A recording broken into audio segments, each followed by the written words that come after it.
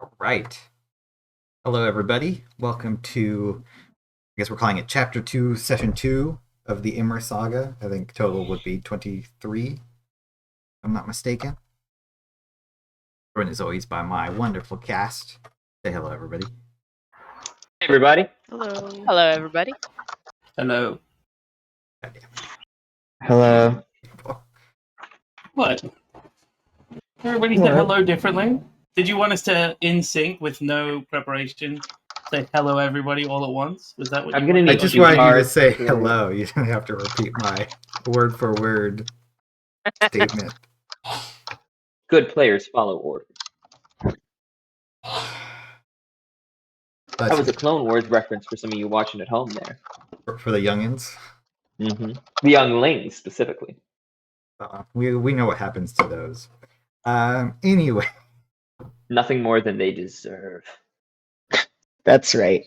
Sean's a pro-Empire person. This is where we Empire Sean's did not nothing even wrong. pro-Empire. Sean's just anti-child.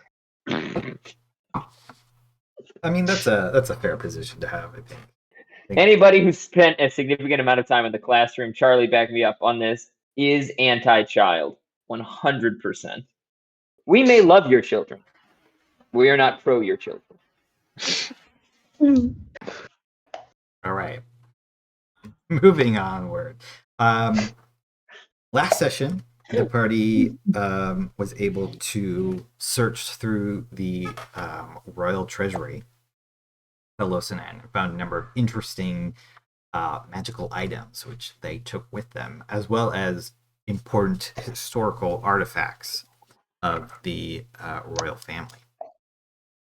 They then were able to teleport back to Talanfagan safely, rest up a bit before heading to find the Centaur at the time to turn in their quest and deliver these items to them. On arriving at the palace, they were dragged into a bit of courtly intrigue, in which the Centaur became the Suthana, sort of co-opting the crown from their brother.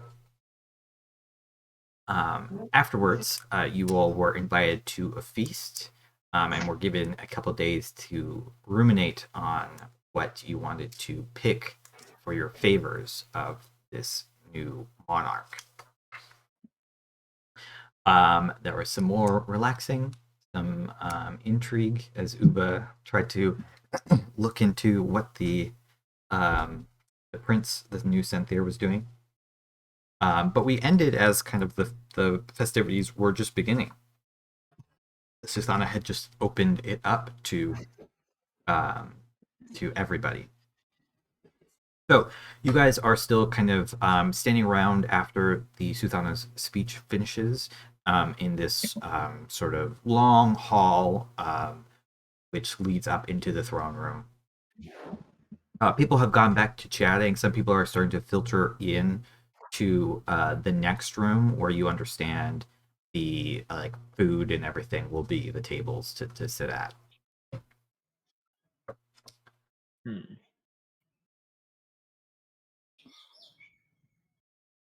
People are very interested in you, but they kind of see you grouped up, and there are the appraising looks of various courtiers who are waiting to see if they can get some of you alone to, fly secrets and other things out of you.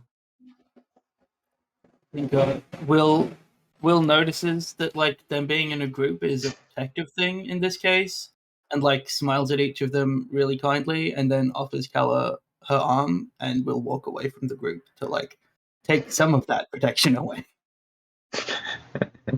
Wow. I have the protection of Kala. The two of you kind of Sulveran shoots her a very flat look as she walks away.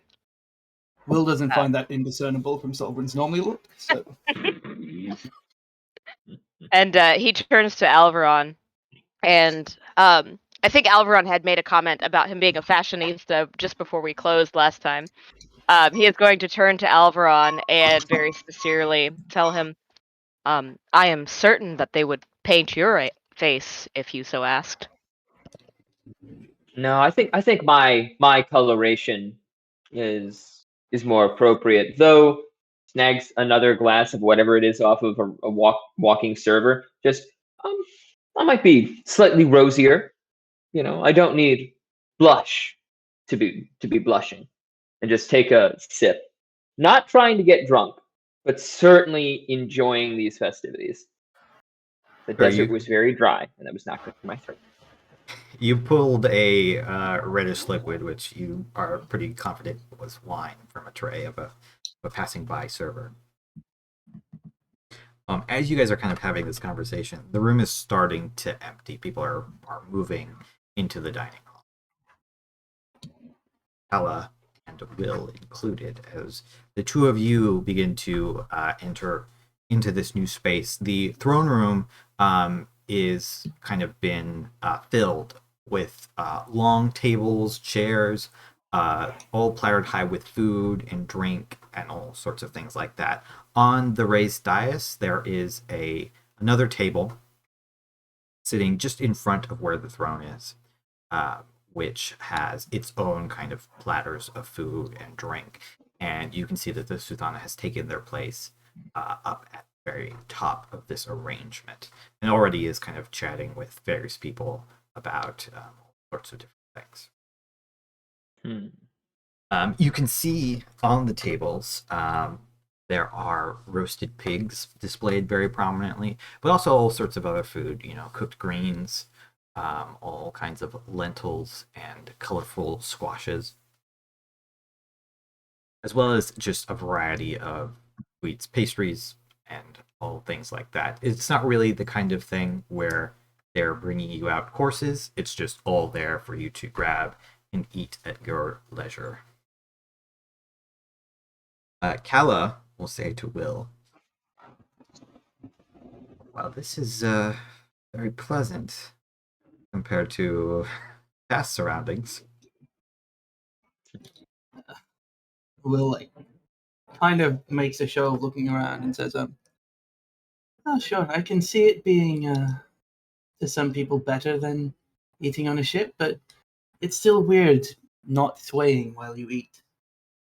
She sways back and forth in a way that is in time with any music that's playing as well. It says, "I think we have a particular seat we need to go to." She looks around to see if her attendant is sending her any visual hints about if she's meant to be in a particular place. Mm-hmm. As you are kind of glancing about for your attendant, they kind of very promptly walk up to you from wherever reclusive place that they were standing out of the way beforehand. Yes, can I help you with anything?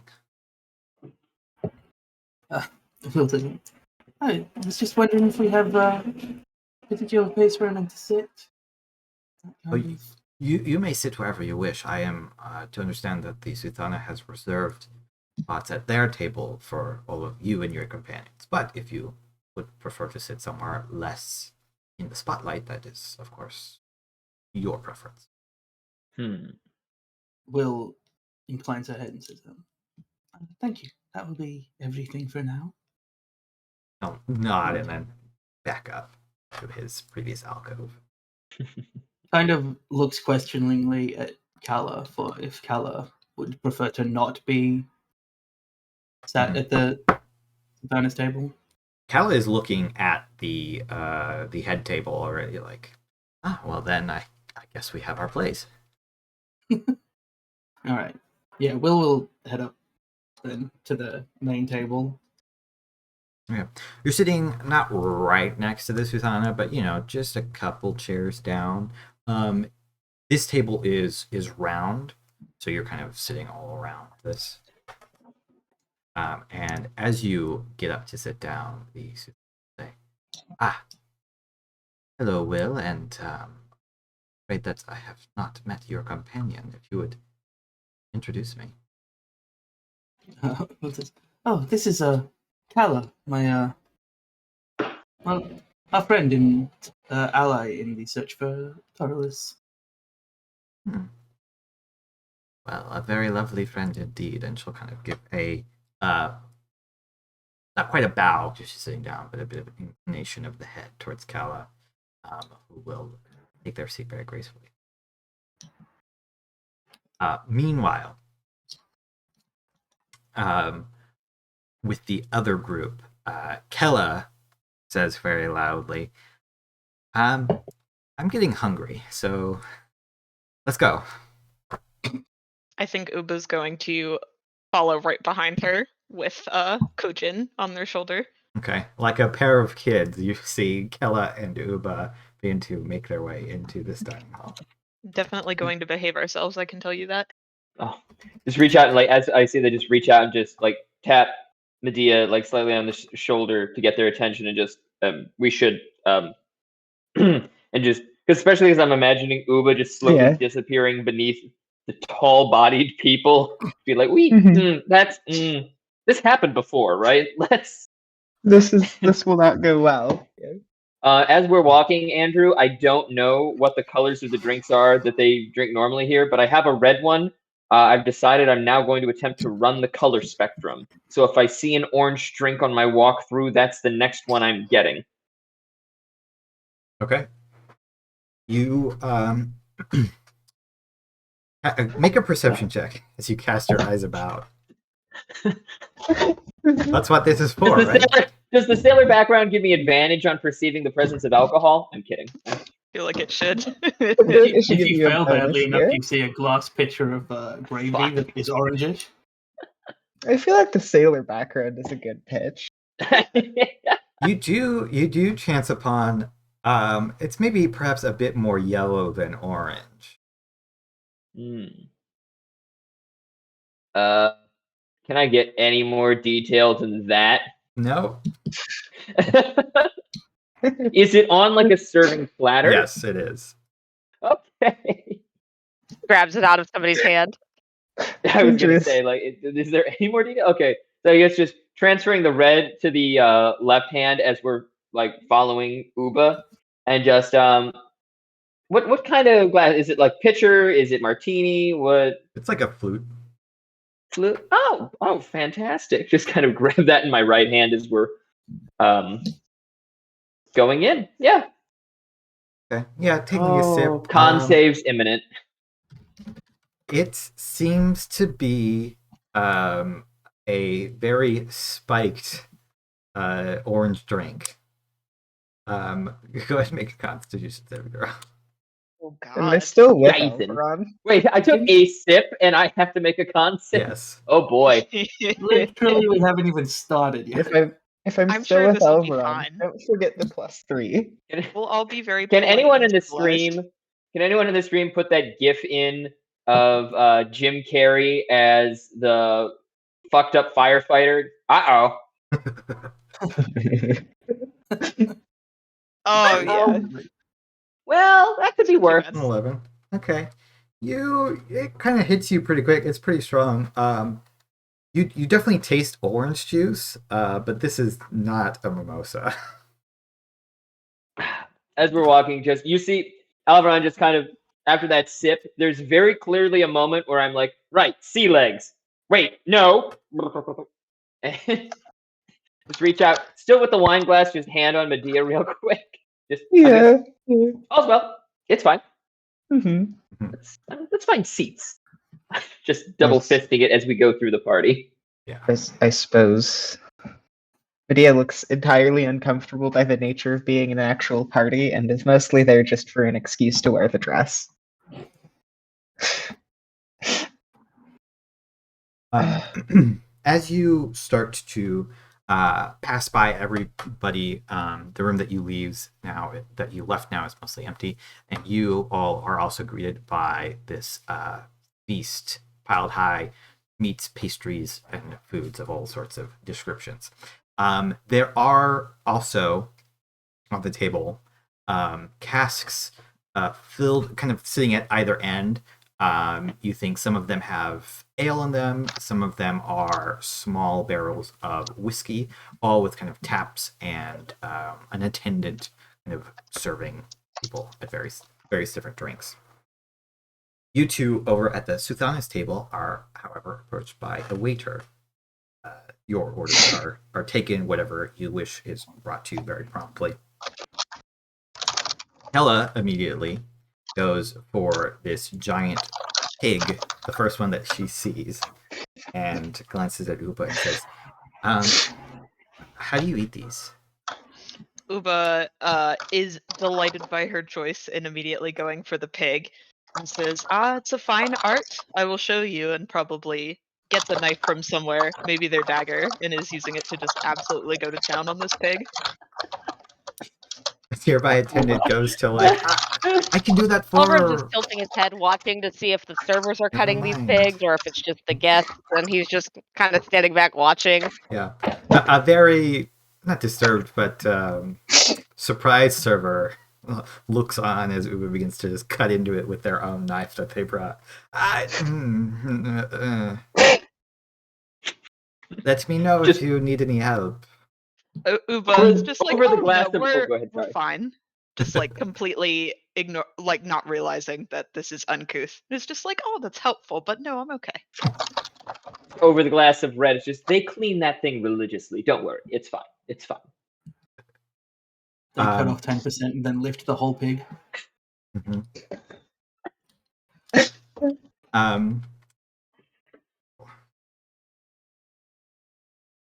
We'll roll this in the open. Just labeled amount Uber is killed. Okay, Cool. good to know. I'm sure this is fine. Alveron, you notice pretty immediately.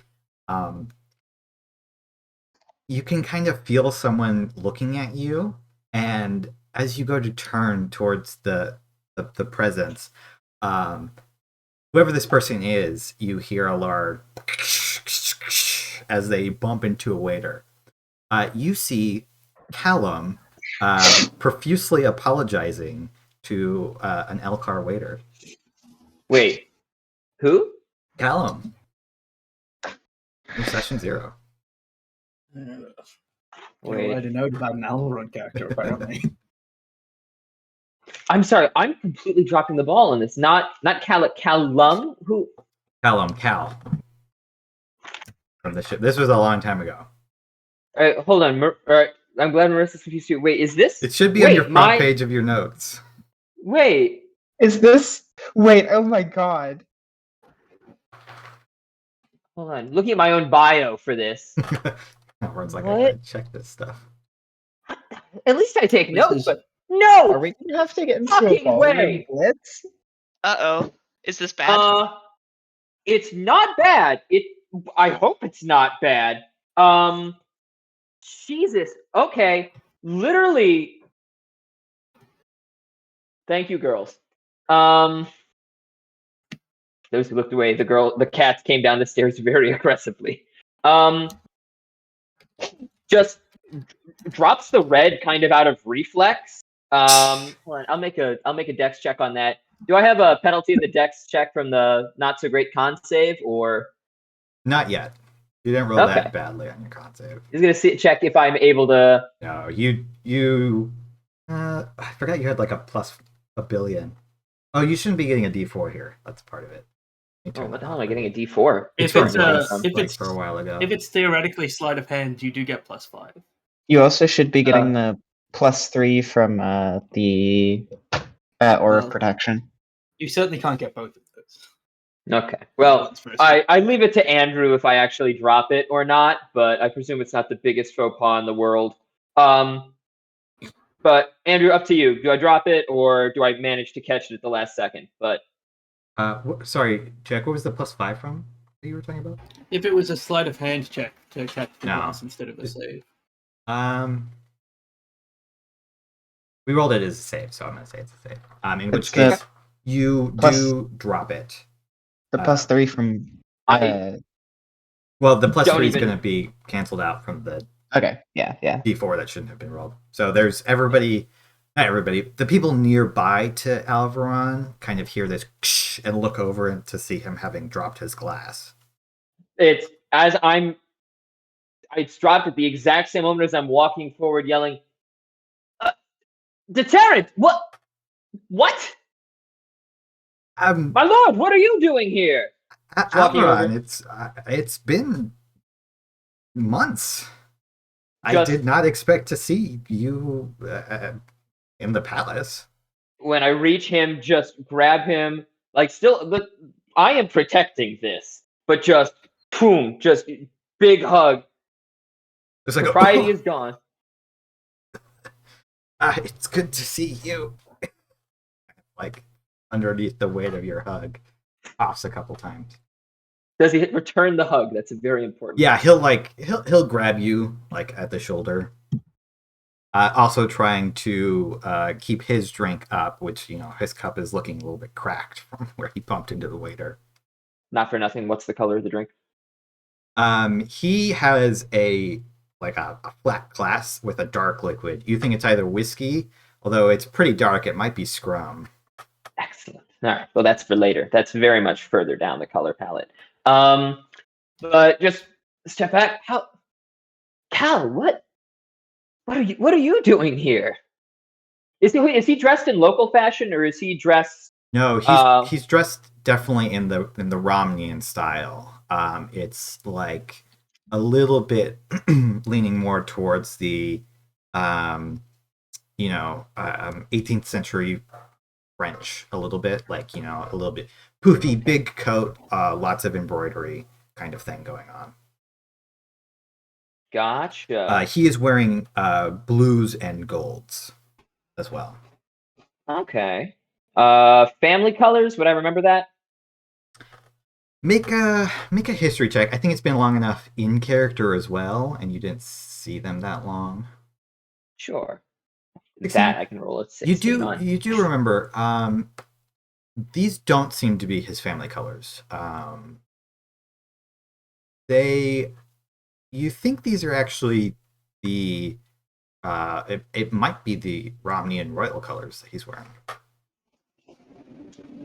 Just kind of looking at him appraisingly, and just, you're wearing a very fine set of clothes there, my friend, and just kind of give him the knowing.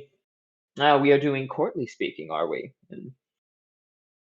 Yes, and he kind of like glances around to figure out who's listening before saying, after we parted, I did go to Rom's as we said, and I looked for my mother and my sister to see if I could find them. And I found my sister. My mother, well, I'm sure you can figure out the rest. But I was taken in. I was able to find work just sort of by happenstance. I met an official who was taking care of my sister at the time, sort of taking her into his household, and he was somewhat enamored by the story of our escape. And I guess word somehow got to the emperor, and I was given this position in the entourage of the ambassador. And he points over towards an even more opulently dressed man who is kind of chatting with some other courtiers. So are you, just so I know, are you working right now, or are you taking part in these festivities? In this sort of line, it's I guess both at the same time. Business and pleasure are the same. Good then. Then it's not a breach for me to steal you away. And just kind of put an arm around. Slightly Is the ambassador face. watching? Is the ambassador watching us? He at all? doesn't care. There's like, now notice there's like 4 other guys dressed in very similar attire. Callum is probably not the most important person in this group. Awesome, and I'm sure that guy has already gone like green or blue in his way of drinking right now. So he's like using the rainbow as a metaphor for alcoholism, kids. Just grab him and start to steer him back. I guess, what were other people's reactions when I suddenly screamed this dude's name and just bundled off? Uba glanced at you for a second, but is so impressed by the cooking of the pig that they were like, "Oh, that's interesting," and then just kept eating. Sulveran's just still staring, in his just like completely placid way. He like stopped and is therefore blocking quite a bit of traffic, and just observing. Medea is completely lost in the crowd now that Alveron is gone, just sort of standing around. They have no idea where to go. With a 15, well, I think Alveron made enough of a commotion that you would notice this. But kind of in the distance. I think during their walkover, Will and Calla had bet who would be the first one of the party to make what both of them would consider to be a social faux pas, and neither of them had picked Alveron.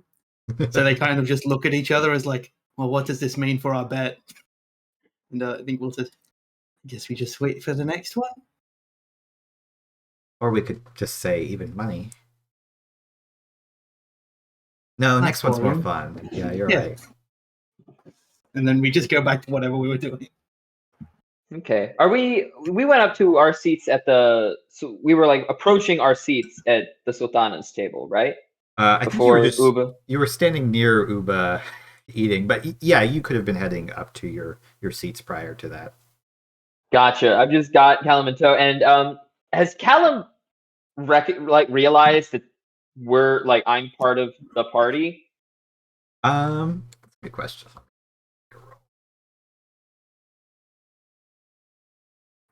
He does not seem to be aware of that, and in fact, he will follow up with, "What are you doing here? I mean, I know why I'm here, but I thought you were going to.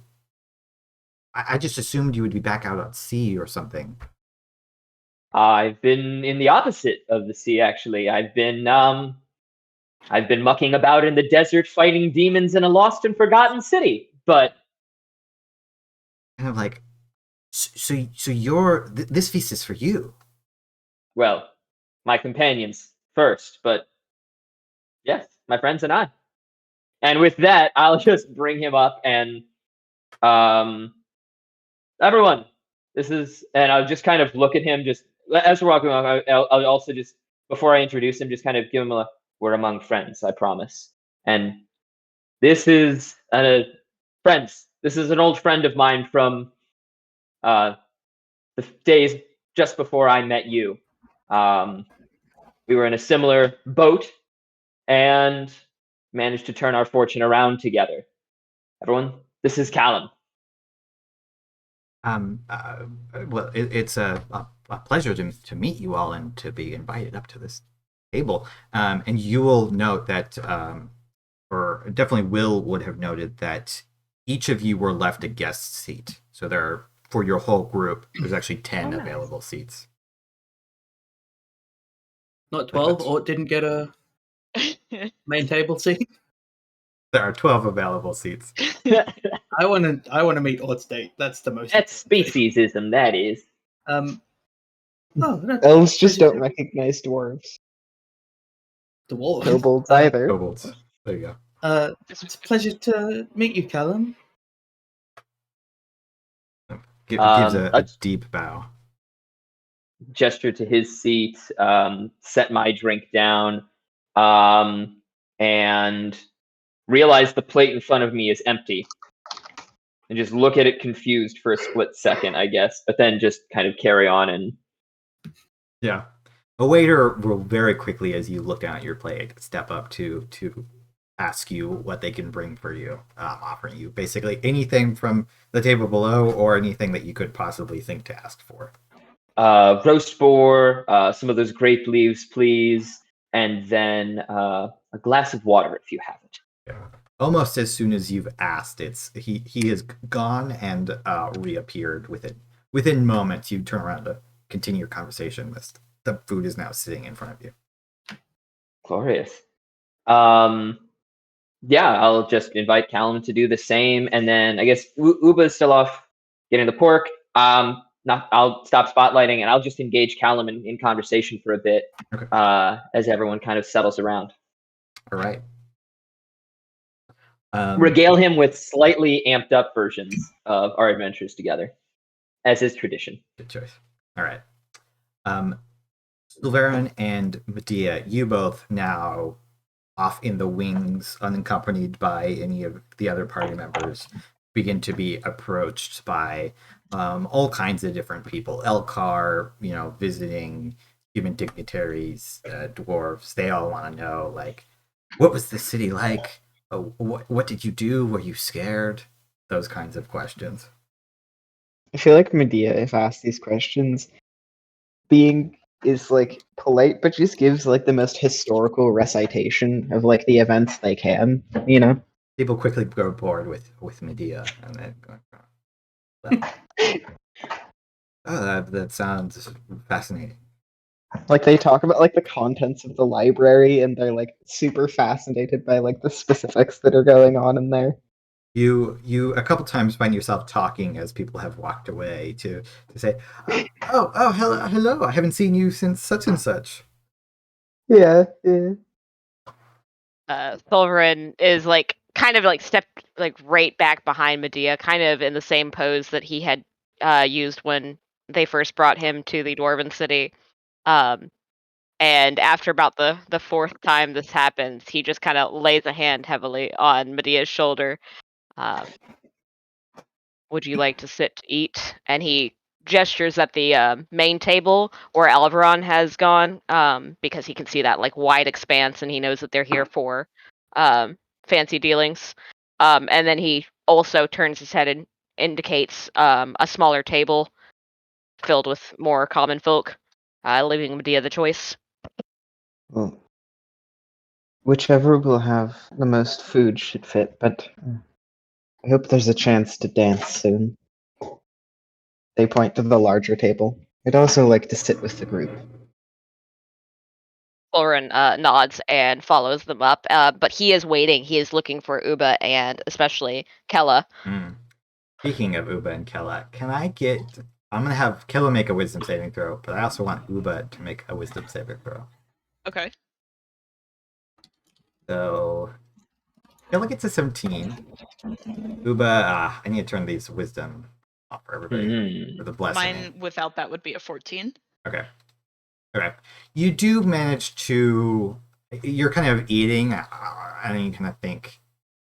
You like look around, and you're like, maybe we should pace ourselves. We don't want to fill up on pig. Who knows what else they're going to bring out later on. Smart. And you don't eat until you're stuffed. If you had rolled poorly enough, there was going to be a Constitution saving throw in there. Ella at this point will look around and say, "Oh, I think we've been left." Point at the big table. Uba nods in agreement and says, "I think that we should take our places. I don't know if they want us to speak or anything like that." And Uba will kind of encourage Kella to go up, but also might get distracted if there's anyone wearing any like fancy shiny jewelry or looks important. They might stop for some one-off conversation. So I think Kella would make their way up to the table before Uba does. Okay. And Kojin's still on Uba's shoulder. Yeah, you definitely get distracted a couple times by people wearing large pearl necklaces, big diamond rings, large earrings, all sorts of fancy sapphires and emeralds and topazes and what have you. Kella, however, bounces their way up and takes the seat that is in between Will, Kella, are kind of sitting as a group. So they take a seat in between Kella and Alveron. It's the closest available seat to Will. That isn't, reserved for someone else. Sulveran's going to go up and join them once he's seen Kella has made her way up. You guys should try the pig. It's really good. Will's eating some kind of like slow roasted tomato thing that just appeared when she didn't ask for anything. It's like, oh, this thing is quite good. Like a Capri or something. It's like, but I think Will asked for some of the roasted pigs, and she's finished with that on Kella's recommendation. Yeah, again, quickly brought this thing, and they're also like very prompt about refilling your glasses with the water or whatever drink is your preference. Alveron, you probably have finished your orange concoction already. Mhm. To the audience, it's probably some kind of orange vodka cocktail mixture, and have moved on to whatever the next color is for you. Something a bit darker. Yellow, Or Well, lighter. yellow makes the rainbow. I am drinking that water as well because Tasting. I am an adult. We encourage responsible drinking, everybody. So I am sipping that water as I'm regaling Callum. But can we have it be that the waiter is coming by like, "Do you need another drink, sir?" At the same time that Hat of Disguise is what I use, and show him what a bearded dragon or a bearded devil looks like, and just, "Oh, you've never seen one? Here, boom, it's still in the sea." Will The says, tentacles coming leans out across a little bit. The Will leans Suthana across the like table and says, chuckles underneath the hand. maybe don't turn into a demon in the center of like the most. Will's like at a loss for words that Alveron is the one that she's having to like manage in this situation. It's like You and Cal are making no money Cal tonight. is like- I'm still. So what do we do now? Medea's doing the full bore what- laughing thing, like they have to like put their head to the table. also, if anyone notices, Will is not drinking because Will is like very certain that this will become work for her very quickly. Oh, 100%. Become, absolutely. I'm on the same page. I just don't care. Plus, No, I'm used to fighting with a buzz, so it's fine. Sulveran is actually leaning over and just inspecting the disguised bearded devil sort of motif. They are even more unattractive at this distance. You know how to make a girl blush. Then I turn back into Alveron, just kind of do a bow. Especially as the Sulthana did laugh, I just make a bow in her direction, put the cap back on, and am my normal self. She raises her glass to you, and to the waiter will say, "Please excuse Alveron," and he'll just nod. Of course, sir. Very good joke. I just was not expecting it. That's when they get you. If you wouldn't mind, and I just kind of bring him in, like in for a little bit of a whisper, and it's just, I saw a lovely yellow drink floating around on one of the servers. By the way, I have not seen this. I am completely just like, this has to exist, right? And I'm sending him to find it. Yeah, the yellow drink. I saw the yellow drink. It looked delicious. If you wouldn't mind, could I get one of those, please? Good check. Thank you.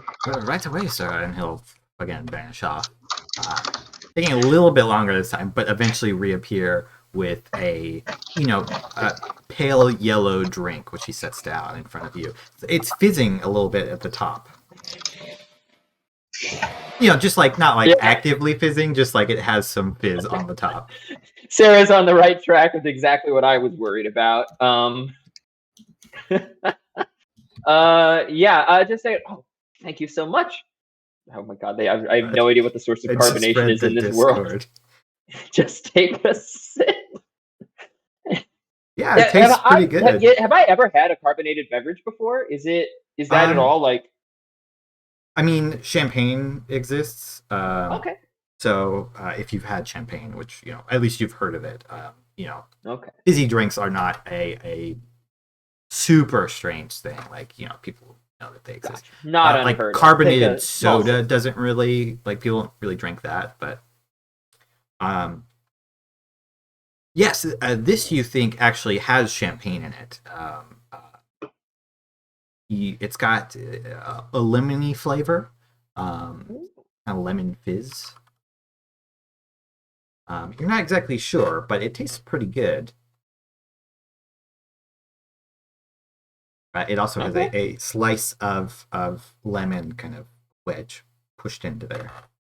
Not a wedge, but a circle, cut. Got it. Just go back. I don't want to take up too much of this, but I really, How did Callum? Like, I get it. He found himself in the hands of the ambassador. Oh, you can I ask him. guess Feel free. my like just especially like after the hullabaloo dies down a little bit, Mhm. and like people are more focused on other things, especially Yeah, like if people people have start left us to alone. they start to eat and like get into their food, and conversation is still happening, but it's not quite the roar of everybody waiting for festivities to start and then rushing into this room. Gotcha. I will just kind of incline our heads down as we're, under the guise of eating. And just so, any word in your travels on the Blackened Sky? Any interactions with them? Were you able to slip them without issue? I've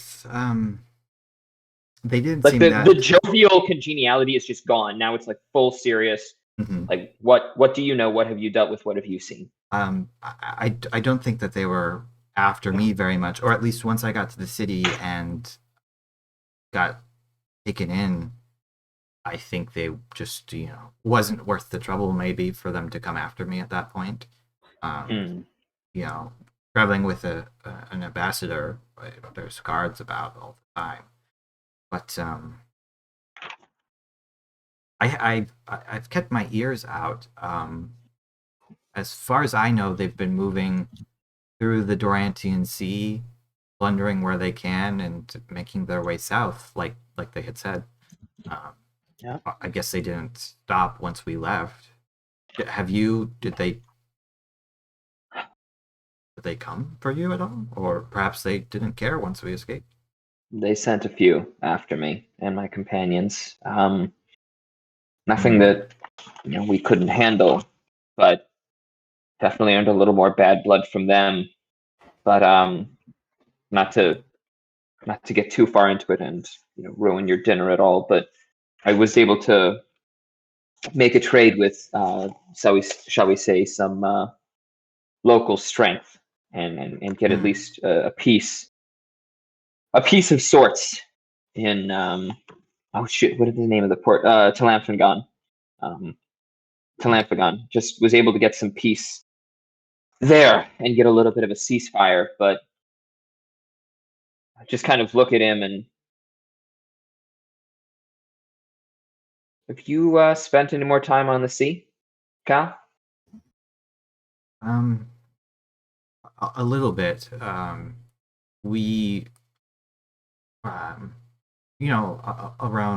the Romnian Empire, I've had to travel a little bit by boat. Not overly much. Nothing like the voyages we used to take. We teleported here, though it wasn't a very strenuous travel. Of course, when you're working for the Emperor, that's one of the perks. You no, humble dog, you. well, I got lucky, I guess. Although I haven't made any headway on figuring out my family's situation. Still don't know what's going on with the Grand Duke and why my family was turned in. Turned traitor, supposedly. You just sit and stew with that and just, hand on the shoulder, like the commiseration. But I guess we both made it out as well as could be expected. So as could be, it all comes full circle. And if you ever need me for anything, even if you just want me to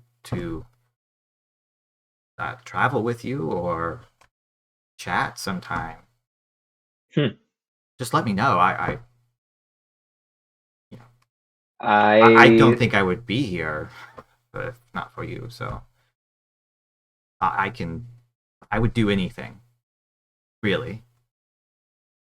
Does he have a drink in front of him? He does, and he has been trying to keep up with you. Horrible decision, really. But just kind of raise my glass to what he's saying, and just toast together. You just grab him by the shoulder. To friendship, and yours means everything. Just Friendship. drink back. I won't trouble you with plans now, but I think, and just looking at his livery, I think for what's coming in the next few days, you speaking alongside me to a certain plan I have might lend a little more credence to my favor from the Sultana. In your experience, if you're willing to share it with the court, would, I think, bring a swifter justice to our old captain. Well, if that's what you need help with, I can't wait. Good. And I'll inform him of the full plan later when it comes to fruition. But just after that, we'll go back to drinking and scheming, a favorite pastime. And Callum will kind of also, as you know, everybody's sitting down and stuff, start to introduce himself to the rest of the group. And he is not shy about saying that he served with served with Alveron on the Blackened Skies. That's where they met. Oh, he's just out with it. Awesome. You All right, said, I didn't want to inherit you're him. among friends, so he's just like, uh-oh. This naive You're among young friends nobleman. and the other half of this table. Yeah. I think that Uba would actually be really nice to Callum after the heart-to-heart with Alveron and knowing what happened there. So I think that Uba is probably at this point maybe a little tipsy and is very like raucous and friendly towards Callum. Uba just being, those poor traumatized boys. What does Callum look like? I don't know if you've described them in full.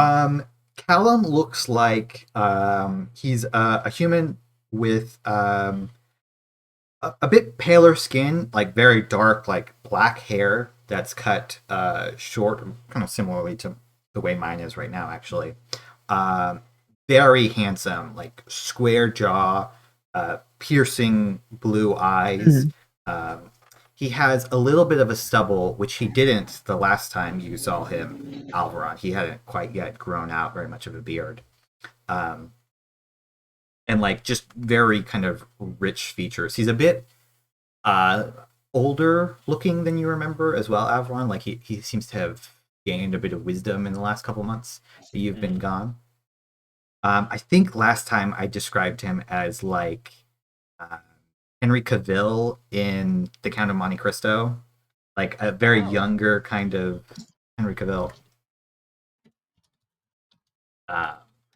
And he Sounds everybody Googling it. Completely forgot. He's very comfortable in the setting, it seems. Like, you can immediately tell that this guy is used to noble settings, I guess you could say. And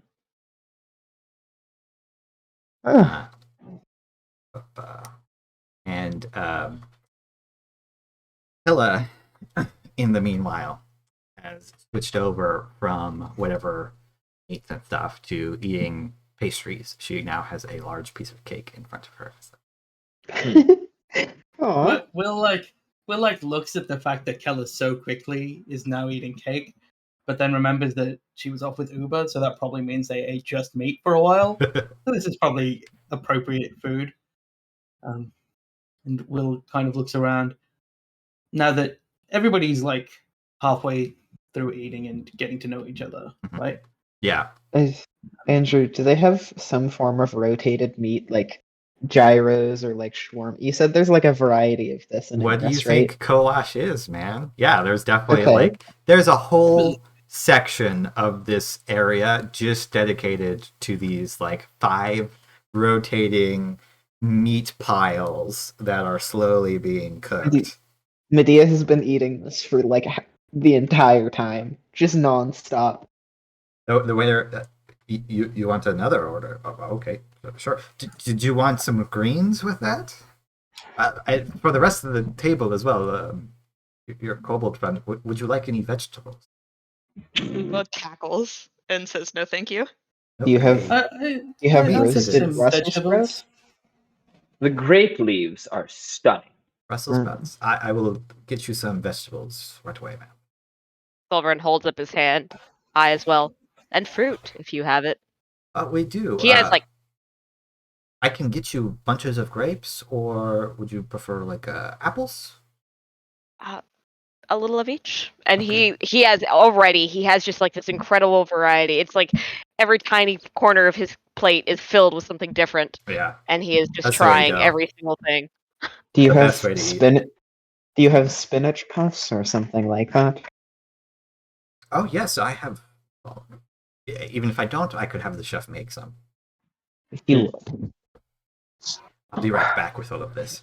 As they quickly whisk off to get the sort of second course for everybody of all these various different things that you're asking for. Medea's fatal flaw is that if somebody gave them like a poisoned piece of Kolash and told them it was poisoned, Medea would still eat it. Worth. As the dinner like moves into like everybody's kind of getting to the back half of their meals, the conversation dying down even a little bit more as like people are like fully engrossed in eating. The Suthana will kind of move a little bit over towards your guys' group, a little bit kind of. They're not like getting up and switching seats. They're just like turning their attention away from all these courtiers who they probably are going to see like every other day, asking a billion questions, and over towards the actual group, just like focusing their attention in such a way that like dismisses everybody else at the table a little bit. Like, I'm not talking to you anymore. They Talk fade amongst to a yourselves. black screen. And They fade. yeah, exactly. Their details become less clear and they're slightly blurry. They'll say to the group, thank you all for ending and choosing to sit here at this table. I hope that the food has been to your enjoyment thus far. Medea's two-handing a piece of Kolash, smiling as she says this. Thank you for inviting us and giving us such honored seating. The food has been fantastic, of course. You honor me all by your very presence here, as you have, as I've said, been very instrumental. Right. I hope that that relationship can. You'll have to forgive me. I have not yet met all of your party. Who is this young woman that is sitting in between the two of you? And she'll point at Kella. Oh, this is Calandra. That's my apprentice. The most talented upcoming arcanist in all of Threat. So it like beams with a mouthful of cake, like trying not to, like, trying to swallow it real quickly. Like, oh god, I need to say something. It's very nice to meet you. It glances at Will. Your Majesty. Did I say the right thing? Yeah, I mean, Will wouldn't correct Keller anyway, and is certain that Keller did better than most of the party would in that situation. So, Suthana just like gives her a warm smile and says, "Thank you for attending as well. I love your outfit. It's very fashionable, I should say." Kella like smiles, and you are from the delegation from the Romnian Empire. Is that right? And Callum, who is blush in the cheeks at this point, says, stands, bows. Yes, Your Majesty, of course. Thank you for inviting this delegation. I'm honestly. You might want to talk to the ambassador. I happen to know Alveron. I stand up as he starts to waffle a little bit and just grab him very warmly and just, Your Majesty, by happenstance, an old friend and a man I'm proud to say I've served in combat with. Under circumstances we would never have asked for, but fate makes other such demands. Interesting. Wonderful happenstance to find him at your event, and fate could not have planned it better. Just incline my head again and just kind of give him the sit down, sit down, sit down. Well, I hope to hear the rest of this story. You've got me intrigued now, but that can wait a bit, I think. A moment of seriousness does pass over his face, and just without intruding upon the mood of the party, Your Majesty, I do plan to tell you of it. I believe on the what was it? Did we say it would be 2 days from this party that we would actually meet to discuss our favors? Yeah, Yes. we said something like that, but also whenever you want is fine. No, Yeah. no, I know, but I definitely don't want to step on the mood, as said. So, Not whenever you want, except maybe right now. so back when I was a slave, I but just I will, yeah. in 2 days' time, Your Majesty. I Just will kind of clap him. await this patiently. Kind of nod, acknowledge, and yeah. Everyone else kind of like, seems to notice the serious tone for a moment. Says the Suthana will also turn to Sulveran and say, "My, you do look very fetching in that armor, I must say." Sulveran, like, he glances down because he is not used to being complimented on his armor, and then he realizes again that he is wearing the armor that he had taken from the palace, and he looks back up at her, and your servants were very polite in having me fit it, and he gestures at his face. I find that I like the traditions of your own face painting. It definitely becomes you, as does the armor. Though the bone mail which you wore beforehand definitely suited you in a different sort of manner. Thank you. I'm glad that you seem to be growing accustomed to the Elkaran ways. Indeed. He is not growing accustomed to the No, Elkaran ways. I love it. Not one bit. The Suthana just smiles at Uba. A little flicker in the eyes. Uba smiles back, blushes a little bit. Good old kobold blush. The food on your plates begins to again empty. And you notice that by this point in time, you've been sitting down for this is happening quickly in our time, but this has been 45 minutes that you've been sitting, eating, lightly chatting with each other. Alveron has regaled Callum with the tales of all your adventures at this point, so it's been at least a half hour. And you notice some of the tables are being cleared away. Food is kind of being transferred over towards, consolidated onto the end tables, and the middle ones are being taken away so that people can begin to dance should they wish. The band, which had been kind of playing in the background, more like kind of just evening music, kind of soft, begins to come up. There is an Elkaran man who takes the central stage with a lute, accompanied by a small band, and he begins to strum. And that's kind of the signal for people to come and start dancing. You see lots of swaying dresses, lots of big movements. This is a very kind of salsa style dance. It's not super stately. It's not a waltz. It's free flowing and moving about as people start to move into the dance. Suthana will get up and she'll look at all of you and say, Will, would you do me the honor of stealing you away from your companion for a moment and have a dance with me?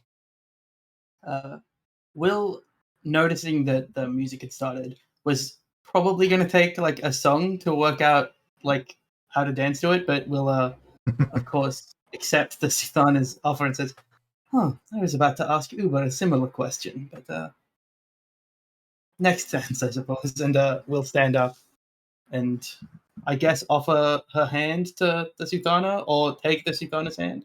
It's like a fun game of who's leading this Yeah. dance. She will take your hand very graciously. As you Will begin to move out. Will smiles and without any like verbalization, will give bardic inspiration to the Suthana so that she like looks as good as possible while dancing. Like Will always dances so the other person becomes the spotlight of the dance. Okay. Go ahead and if you would like to, you can make me a performance check as you're kind of dancing with the Suthana.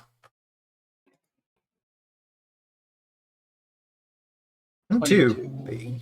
I mean, you've been around in the city a while. You've heard this kind of style of music.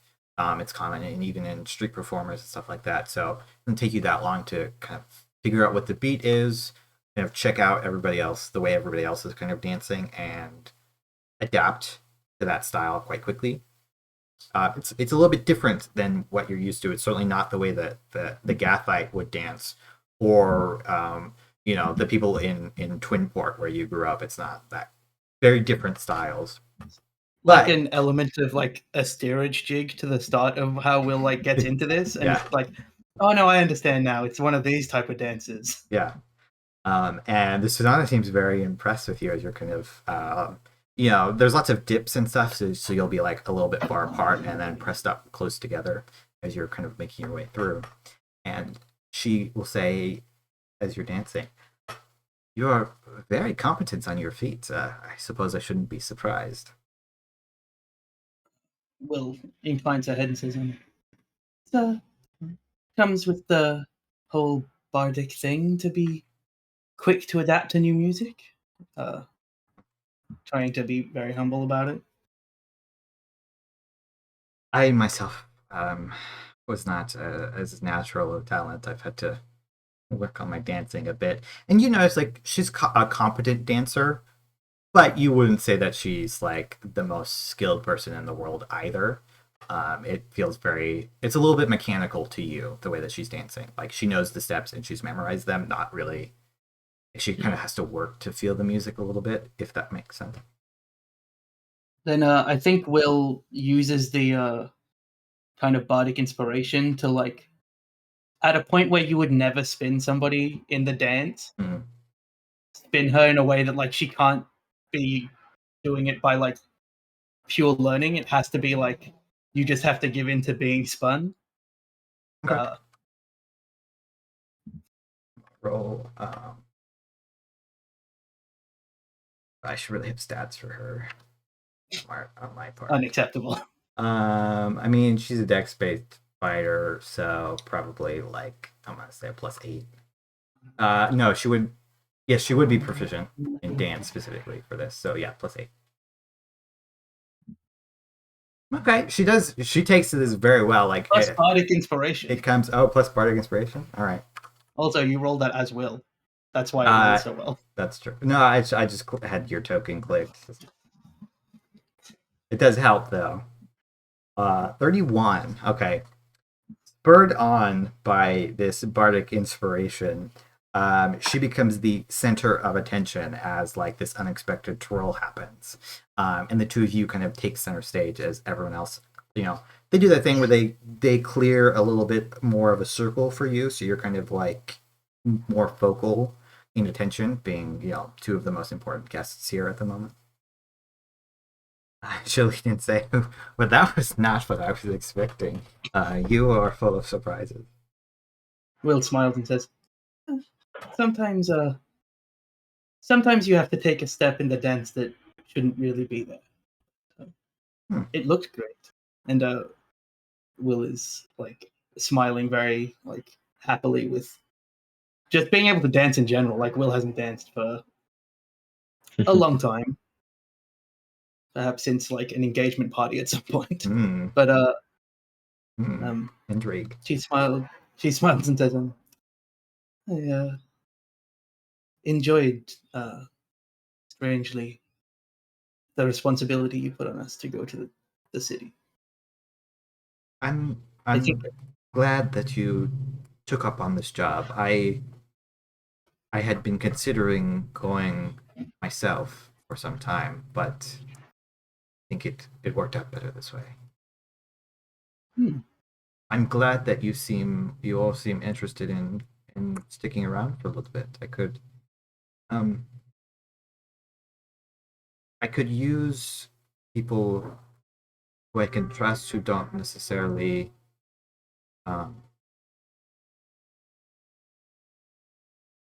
who don't think about me already a certain way. I have a reputation, I suppose. Will nods and says, before we left the city, I inquired with the populace a bit about your reputation, and I can understand why wanting some kind of outside help would not go amiss. She smiles again and says, but I am always at my best when I'm making other people as successful as possible, so you have my assistance at least for the time we're here, unless you want to make it a little bit more formal. And Will smiles as... That's a proposal. I'm sure, not sure not in that the way you people think, would but... take to that very well. Will smiles and says, it would be very funny to see Call's reaction. I would not want to be in the room for that. No, no, I would... I mean, I'm a captain without a ship or a company to serve. I would not be adverse to serving your company, as it were. I don't even need a ship for it. If you give me a title that's different to captain. Well, perhaps that will be a part of your favor. I certainly would not be remiss in accepting your help. I hope that I can be open with all of you. You remind me of adventuring. I've had to settle down recently, and well, you know, it's hard to be the figure, if you understand me. Will nods and says, when I was very young, all I wanted to do was to adventure. And now that I'm getting to do it, it's different than what I thought, but I probably wouldn't give it up for much. So I think maybe running my own kingdom would be a worthy reason. Well, it's certainly, I think, for me it was. By this point, you guys have kind of finished your dance and are kind of, slowly walking back to the table. Everybody, like, very, very loudly. In part because it was very, very good, but also because it's the queen. You have to clap very loudly for the queen. So even people who weren't paying attention very much, like, definitely like clap enthusiastically. And she'll say, I'm very interested I'm interested to hear all of your favors, but I'm not sure what you are going to ask of me. It's nice to Will be shrugs a little bit. Excited to wait for such things. Will shrugs and says, well, I don't really like letting people down, but I made you with my favor. I think that's a quality we share. It can be a burden, not wanting to let people down. Will nods. Says, well, I certainly loved the dance and look forward to more dancing. I hope you can relax here. Perhaps not as much as your companions, but a little bit more than you have been. Oh, somebody has to watch them. This is true. I assure you, it will be well taken care of. Like, Will looks up at the four of them and was like, I would have trusted at least two of them, maybe, and that's dropped down to one. Before tonight.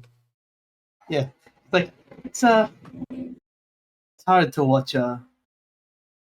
sometimes, but she shrugs. I will try to relax a bit. Maybe I'll continue dancing.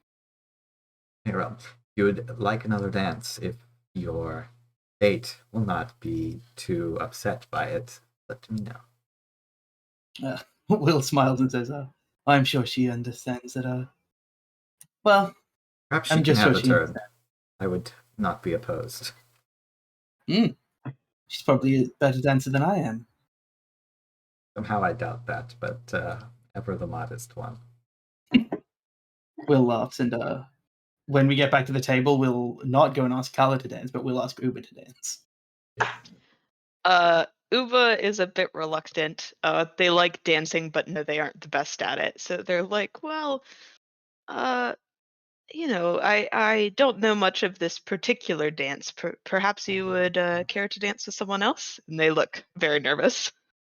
Will looks at everybody else and goes, I'll dance with everyone eventually, probably. Maybe not everybody, and looks at Callum and is like at the end of the line, but it'll be fun. Don't worry about it.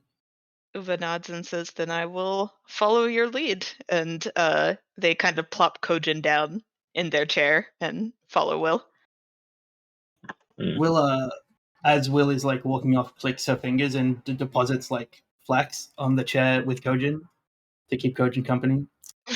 And says, all right, just follow my lead. And if you feel like spinning, you just spin. Or if you feel like doing anything, just do that. Dancing's about having fun. And I'll give you bardic inspiration as well. Thank you. These are performance checks. Okay. The inspiration is plus a d8. That's correct. Yeah. That's about what I expected Looks like for you Uba. need it. Is that right? It's charisma. That's right. It's not dex based. Yeah, Uba's not the most charismatic, so that's a 12. Okay. It could be worse. It's not bad. You move to the movement. Uba does not dance. I could make. Could I make, instead of making a performance check, because Will doesn't care about how well Will's dancing, could I have given Uba advantage with help? Sure, that's fine. Your roll is you've got a +8. I think that's high enough to dance competently without rolling. Will's trying to facilitate other people being good at dancing. Okay, let me try again. That's a little better. So that's a 16 now. Yeah, you're you're getting into it. There's the height difference, so that's a little bit difficult. But much like somebody dances with a kid or something like that, Will is helping you along. Doing the spins, doing the dips, which are a little bit easier with the shorter Uba than they were with the tall Suthana. Yeah. There's a point where Will's I wish I was strong enough to try and throw Uba, but Will can't do that. Maybe the other way around. That would be. You also see Ella will join you on the dance floor with Ella, and they will be dancing together. So you'll be the mismatched pair of couples height wise on the dance floor. Excellent. Callum will invite Medea to dance. You're with Alveron's party, right? Would you like to dance with me? I'd love to. I don't dance very traditionally, but are you okay with being picked up? Sure. I usually do the picking, but that would be a nice change of pace, I suppose. He is very blunt.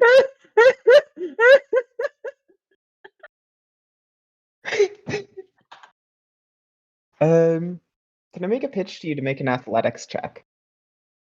Yeah, if you want to be using your strength and doing lots of lifts and stuff, that's cool. Yeah. Could I potentially, I don't know if this would count, but could I give advantage by hyping Medea up since I'm proficient in athletics?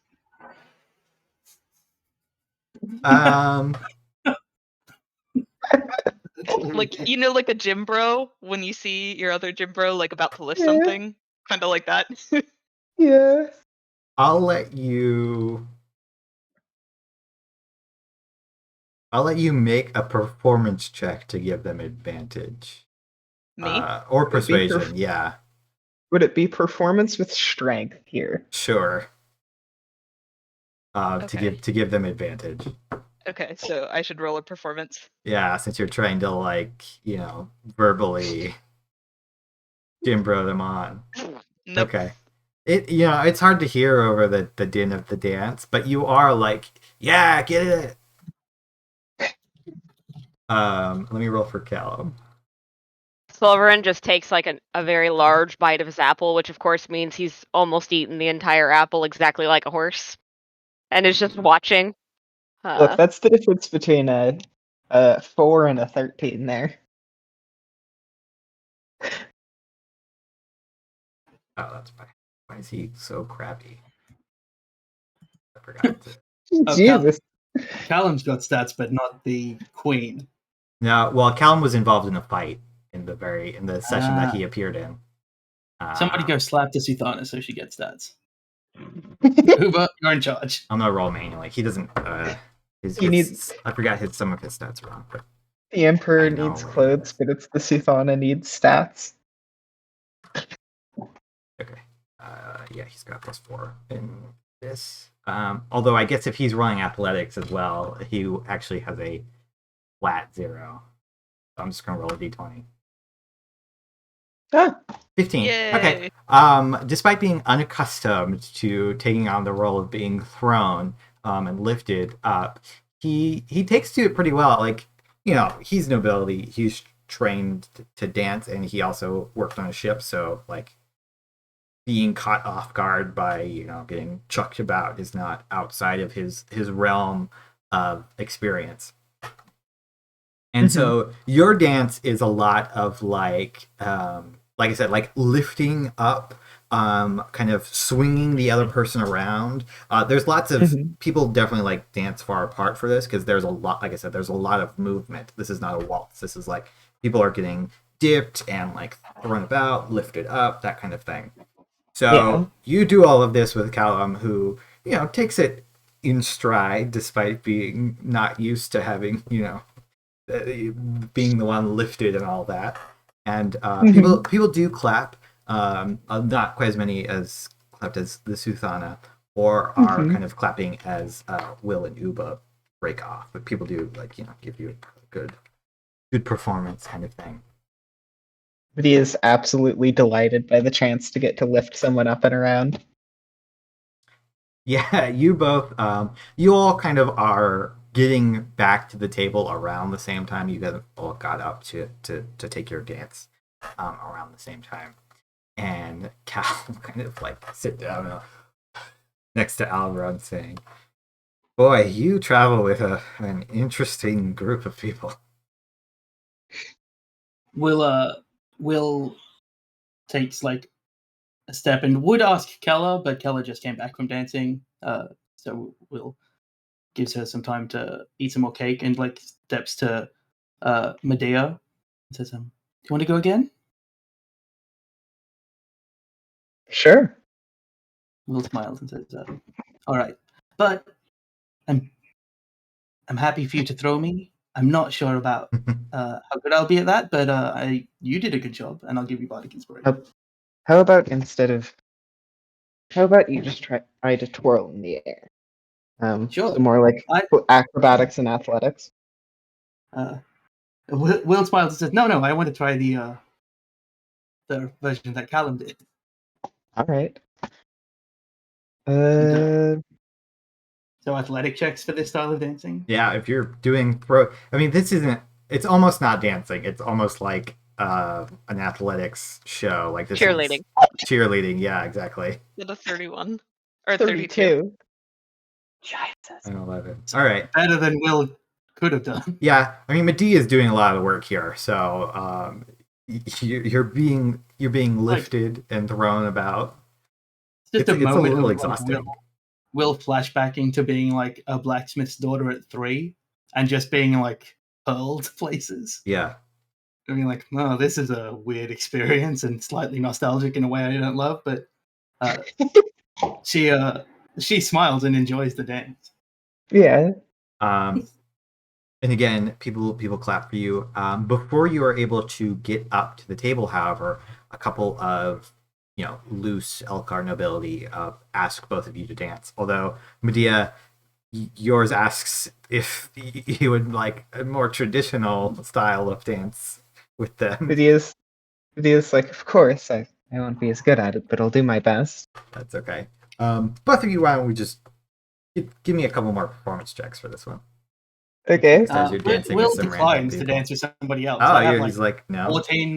14 more party members. 14 to party dance. members? Okay. I'm gonna go Right. get Alveron to dance. Disappointed, Drunk Alveron. but not, If you Medea know my dances with people. more than one person, yeah, an 8.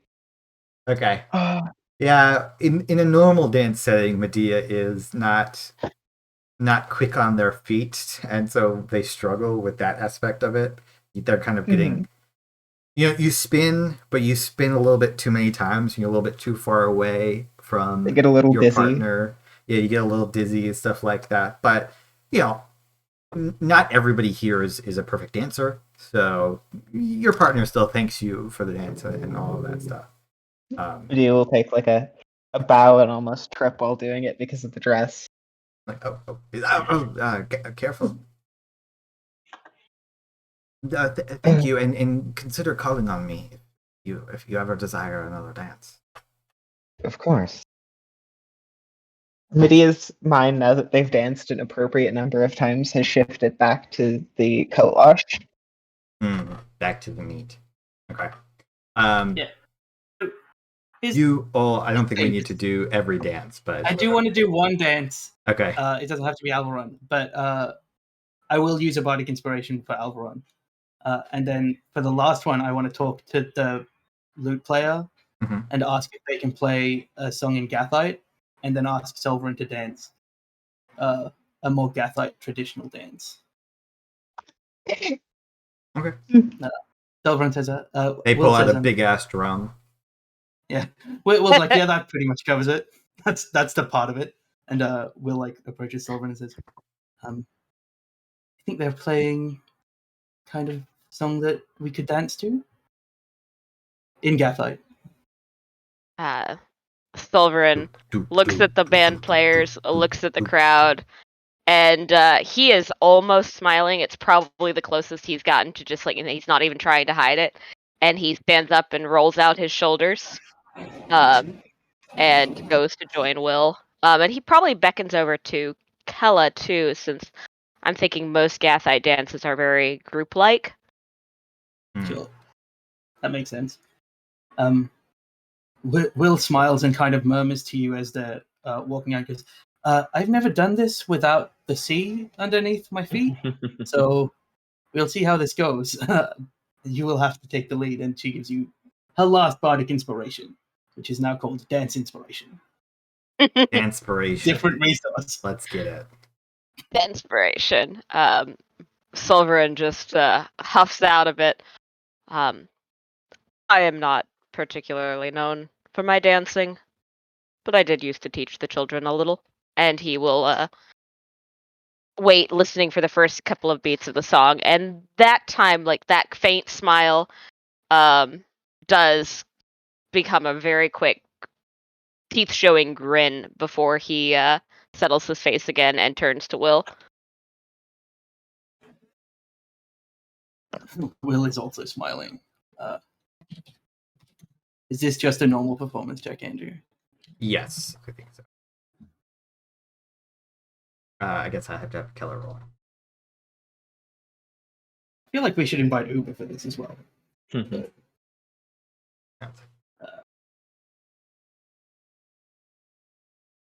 Feel like our dice caused each other to roll badly on my screen. Right, they like smacked into each other. There's my inspiration. All right. Sulveran does, Fine. the most competent of you. They're most used to this style of dance, as it's lots of stomping and kind of a bit more. There's a bit like you're dancing in a group, so there's a bit more of like individual moves going on as well, instead of like the more partnered kind of constantly touching the other person that the Elkar are doing, and the majority. A couple of people, some of the crowd does join in. They're not used to this, So they're kind of like looking at you and like trying to figure out what to do. So that's maybe throwing you guys off a little bit as well.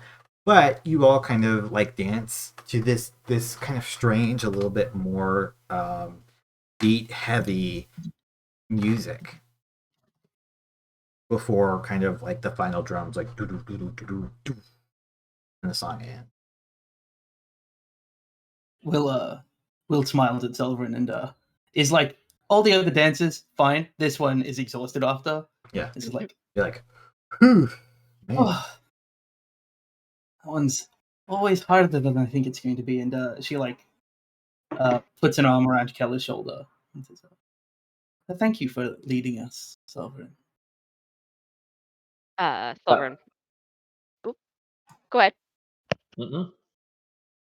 Sulveran pauses, and he's kind of like stepped on the other side of Kella, and he is just watching Will quietly, and he doesn't speak until they get back to the table, but it's once again in Gathite.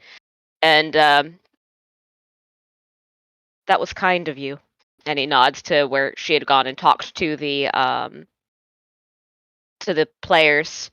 And then he just settles back in his seat, and he's just very idly eating his grapes, but he looks about as comfortable as he would when they were on the trail, just kind of spread out on the chair.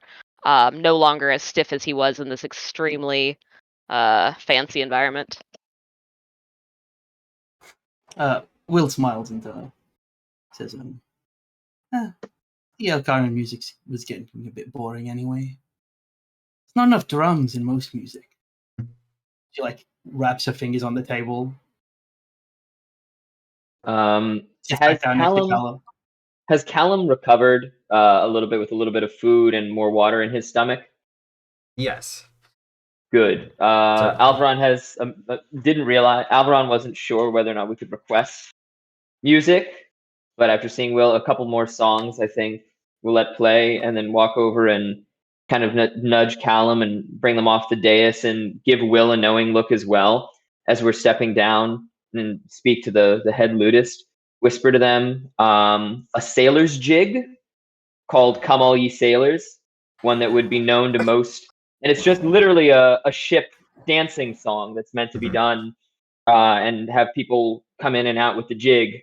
But I'm also banking on other sailors being in the crowd. Okay. And having it, I don't know if it's going to actually happen or not. But I'm like, oh yeah, there's plenty of sailors. Everywhere I've gone, there's always sailors. I think this yes, is I'm in a desert regime.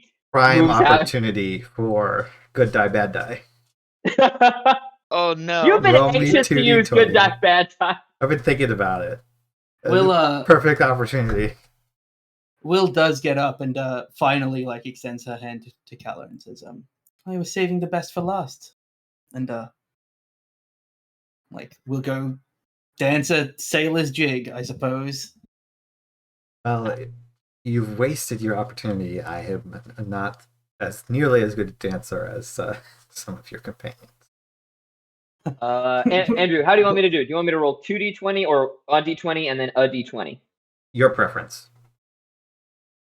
I think Sulveran's going to follow them out. Not that he knows how to do this dance at all, but he is just going to do his best in mimicking Will.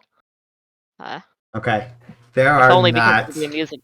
There are not as many sailors as you would have hoped. At least, no problem. Not it's as many there's low common sailors. There's probably a bunch of fucking officers. Yeah, there's ship captains and not even the kind of ship captains you're on. These are naval officers as well.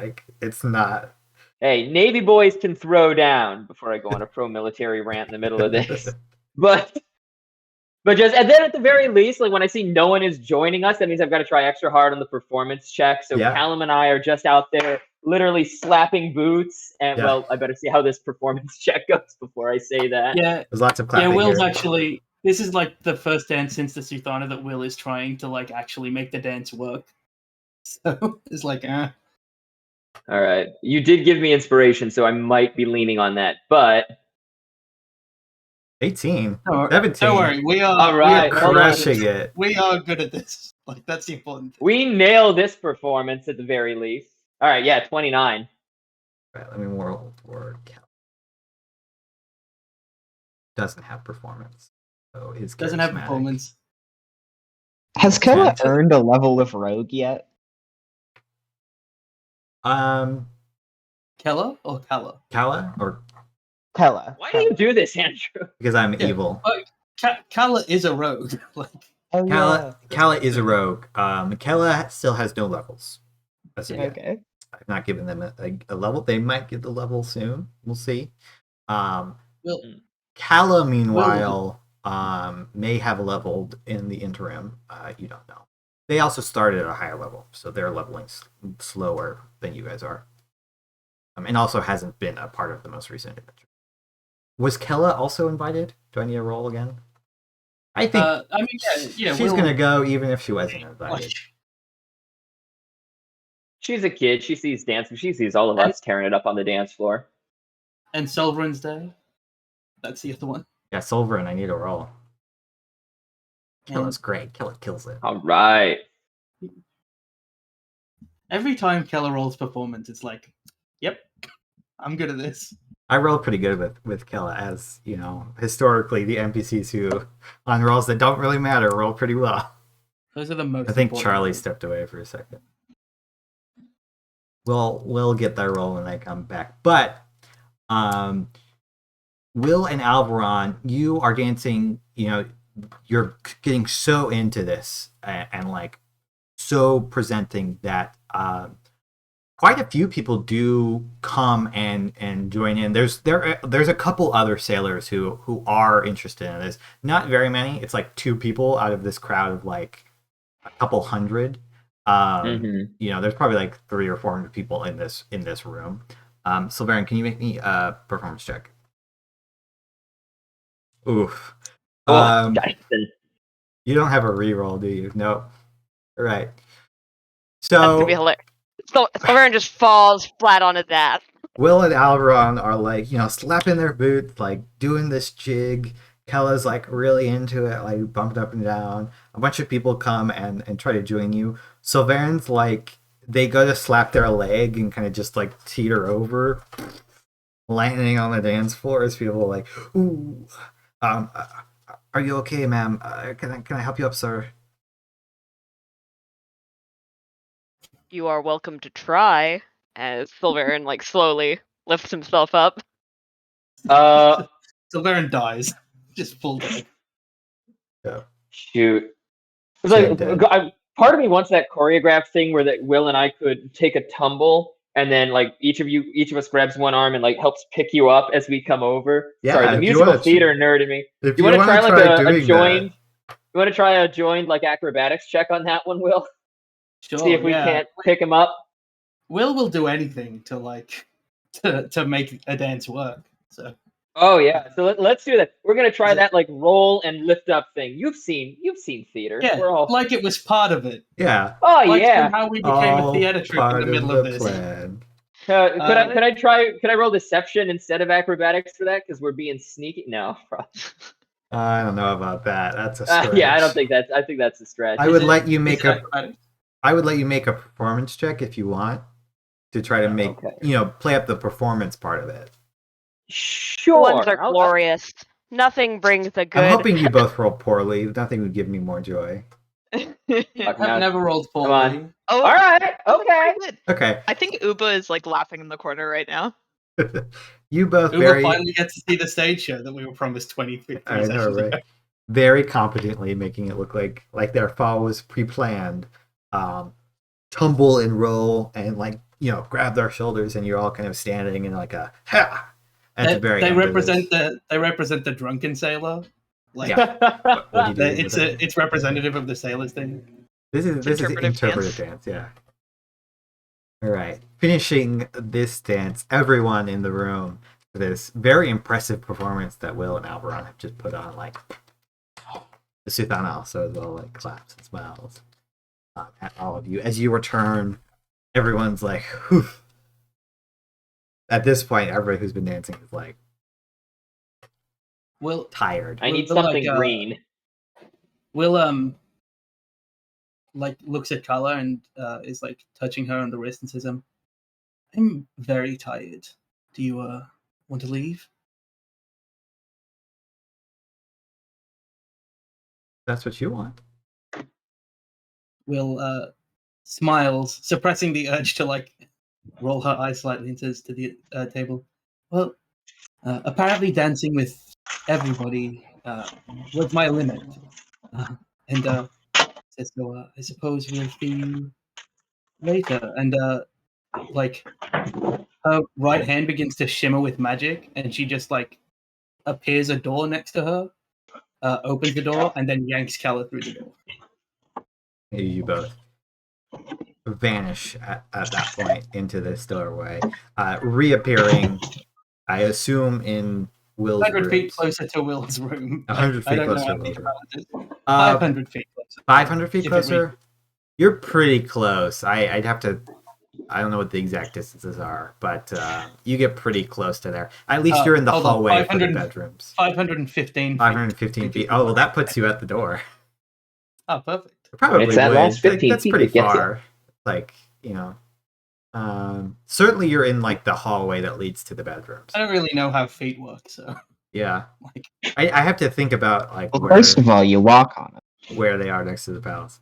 Or in respect to the palace.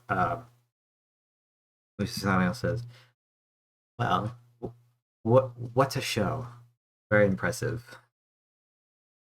I think, as they glance at you, that we should have a drinking competition. Uba goes, yeah, like a frat bro. God. Deal I'm looking for himself. something green. Who invited the drinking competition? It's Suthana. I thought that was okay. Just Andrew, would you allow me to use lay on hands to cure drunkenness intermittently? If you want to cheat. Fair? I suppose I'll do this. I suppose I'll take part in this without cheating. God.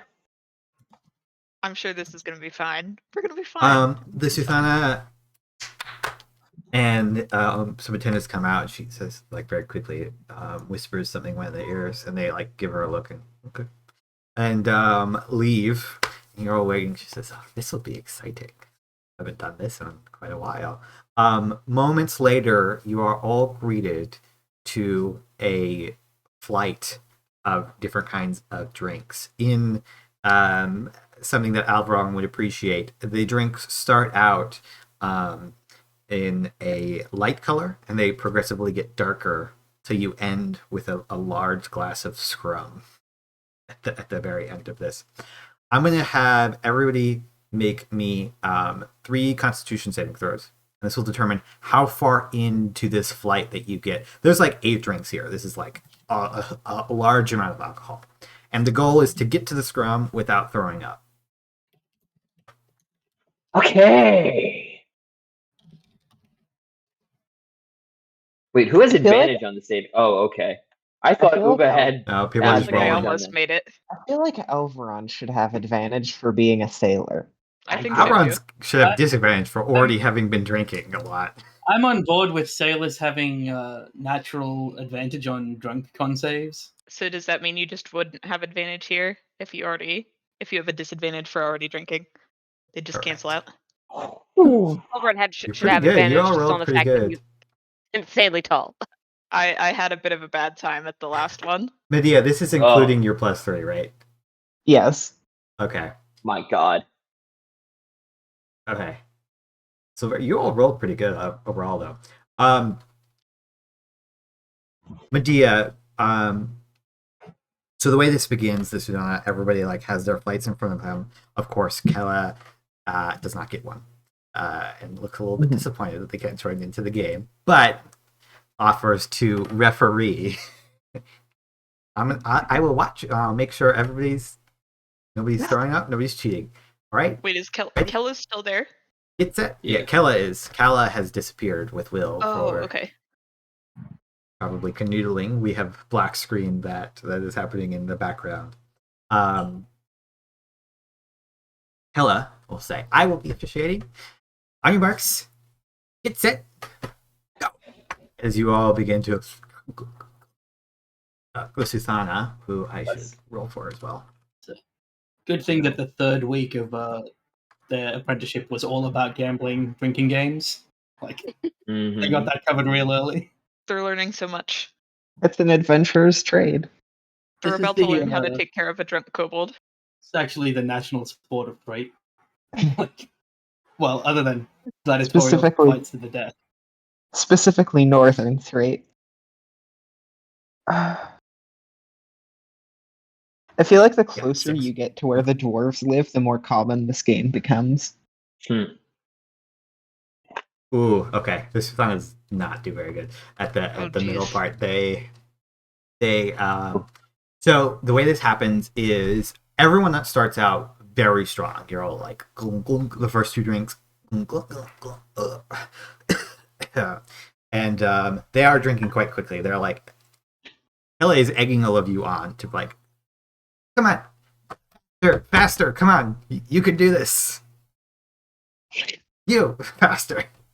You all make it through the first couple, no problem. As you start to get into the middle of the pack, you're not like chugging the whole time, but you're like trying. Some of the glasses are smaller; they're like meant to be shots, like to be drunk quickly. Some of them are bigger, and you kind of have to take drinks and then like wait a little bit and drink some more. Once you start to get into the middle, both the Suthana and Medea like start to go, oof. Not sure that this is not doing super well. And the song says, I must apologize, but I think that I am done. Medea, with that 10, you can push through it, but I might have to make you make the next roll again at disadvantage. Okay. So I will have you roll one more time. I'll do that. So not good enough. Okay. You press on. You get the same like queasy feeling, like oh, maybe I should stop. But then you're like, no, we're going for it. And reach.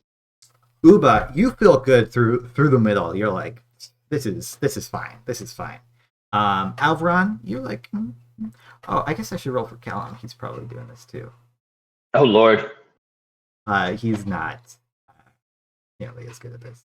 He's not proficient in con saves, unfortunately. He was only on the ship for a little. Hey, neither am I. I did okay.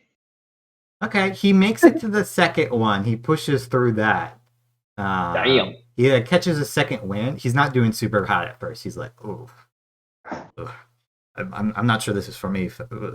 But in the second one, he's like, it's like very drunk at this point. He's like, I'm doing great. Doing great, guys. Doing great. No. Medea, you as well. Like as soon as you see Callum puke, you're like, oh no. I feel like Medea, instead of hurling, uses lay on hands just enough to not puke, and then just immediately lays their head on the table to sleep.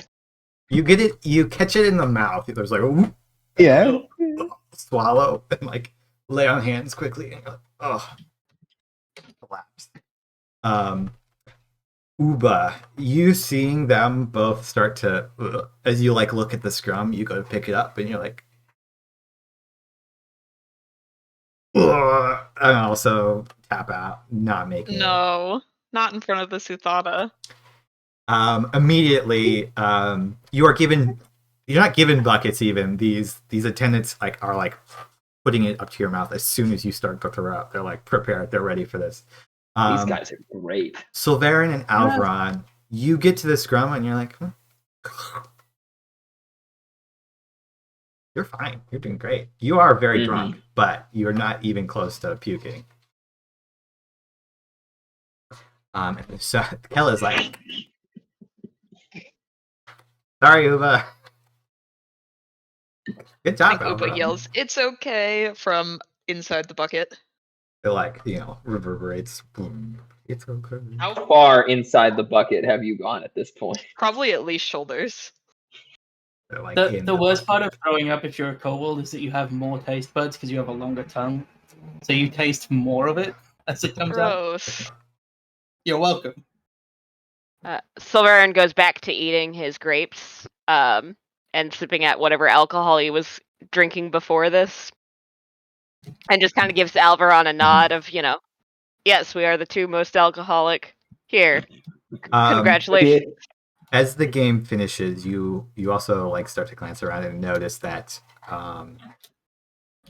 maybe out of courtesy, maybe out of tradition, once the Suthana started a drinking game, everyone else has started a drinking game. And very quickly, this has become a room full of very drunk people. As Excellent. people are stumbling about, the dance floor has become very chaotic at this point. As people are, ooh. Andrew, as I'm noticing that, just kind of, ooh, like, are the guards sober? The guards are sober. The guards have not been drinking, as well as the attendants. The attendants are perfectly sober and waiting with buckets. They have lots of buckets. Gotcha. They don't want to have to mop. They'd rather This catch it just early. means that she's done this Can I just before. real quick just check walls, windows, rafters, just make a perception check and Sure. just noticing it's gotten to this point. Ooh. I'm gonna give you disadvantage. You did pass your checks, but you just drank I'm a still tour de schlackered, force. sweetie. Yeah. So you're toasty. So go ahead and Is make it perception roll at control click? disadvantage. Yeah, control click. You're great. You glance about. The night has gotten dark outside the windows. You know, it's full. It's well past midnight. It's probably 1 in the morning, maybe at this point, maybe 2 in the morning, a little bit later. But nothing seems to be amiss. You're all kind of looking about. Okay. A couple people are being drug away. Drunk patrons. These attendants are like, all right, get his feet. No, go this way. So they're like struggling with how to maneuver these people into guest rooms and carriages, and escorting the people who could not compete out of this room. The Suthana will at this point say, well, I think that it is time to retire. Who would like to join me for a bit of after party fun? They'll stumble up and raise their hand without speaking a word. Uba, I think now that they've been sick, they're feeling a bit better, so they shoot their hand up too. Video will offer for Uba to help to cure the drunkenness, at least some, take the edge off. Uba absolutely accepts that offer and is holding out their hands up to you, like, please. Video will touch the head, and there's a Passion of the Christ moment, curing. Yeah. Sulveran just follows, but he's looking into Kella, and he's kind of gauging how close she is to being ready to fall asleep, or if she's just running with that infinite energy that children get. Make a roll.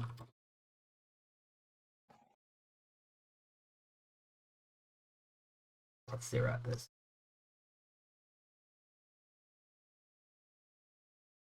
Okay, they're getting tired. I'm gonna have them make a wisdom saving throw now to fight it. Can I give them my +3? Sure. So that's a 13. They're starting to. Oh wait, guys, I'm still don't. Perhaps we should really have an trying to- attendant send you to your room, Kella. No. I'm gonna stay. I'm good. That was too well done. Medea will sort of bend down to their knees and be like, what would Will have you do? Stay up and learn from the Suthana. You really think that's true? Maybe. A little bit longer. 30 minutes. 30 minutes. At least until Uba falls asleep. Uba scowls, like, why is it me?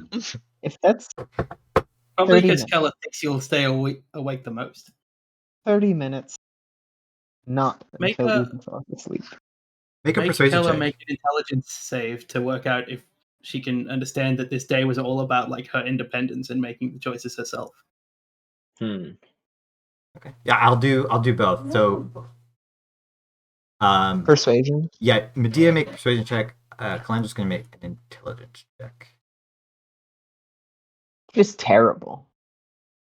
No, I kind of was like, no. I think Will would want me to stay up, or Will would want me to do what I want to do, and make my own mistakes. All right. Well, I'm so proud right now. don't stay up too late. We're in a palace; it'll be fine. That's the opposite of a good time. But I trust you. Medea will like stand up and get ready to go to the after party. Okay, Yeah, are I'll follow along.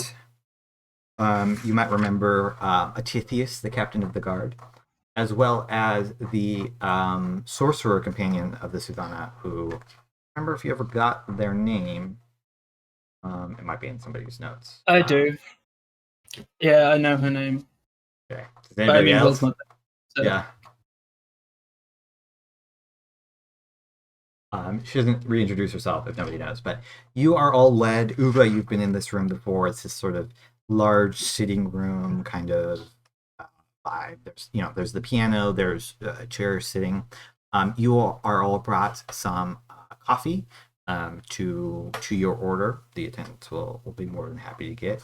As the Suthana will slip out of this dress to just their like more.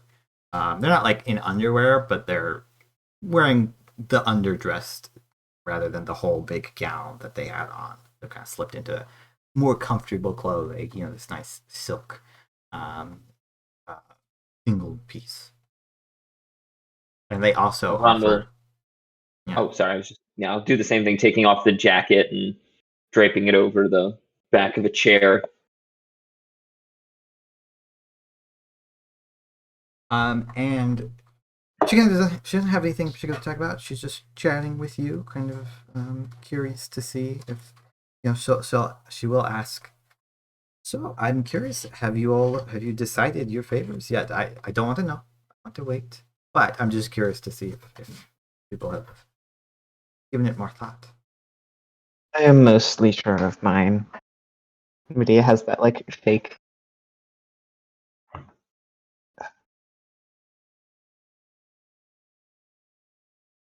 Fake bravado or confidence? What do you say?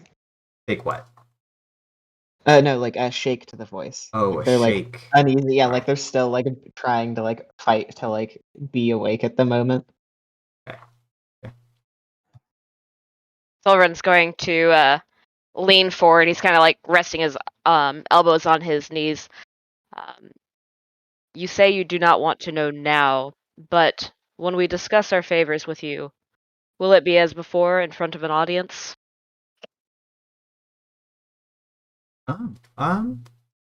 That is of your preference. I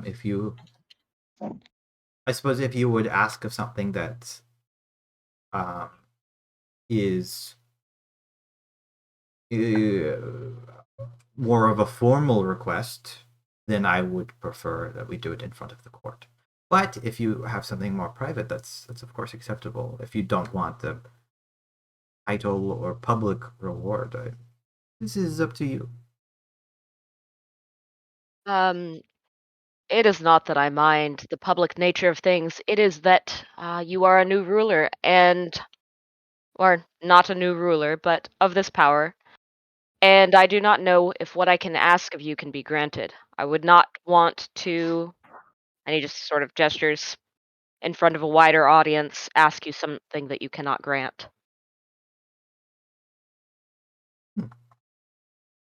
Well, whatever it is, I will do my utmost to attempt to make it happen.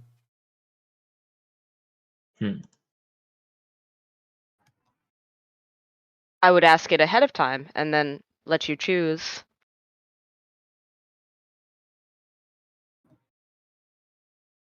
I leave it up to all of your leisure. You are more than welcome to. You could ask of it right now if you wish.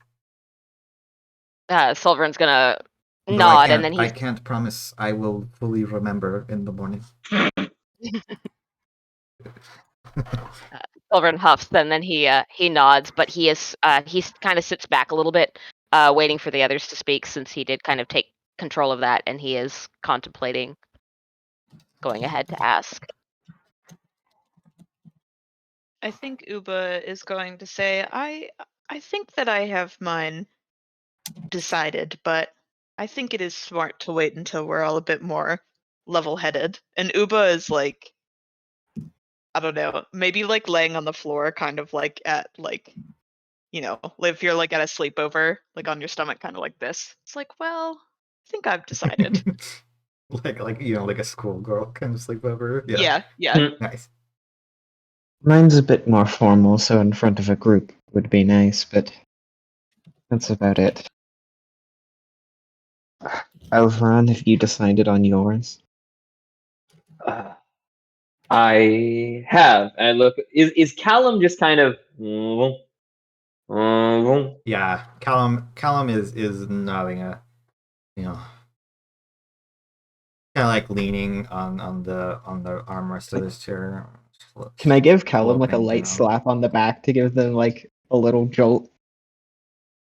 Sure, you can. Oh, You know. don't worry, I'm awake. And just looking around, just yes, I have.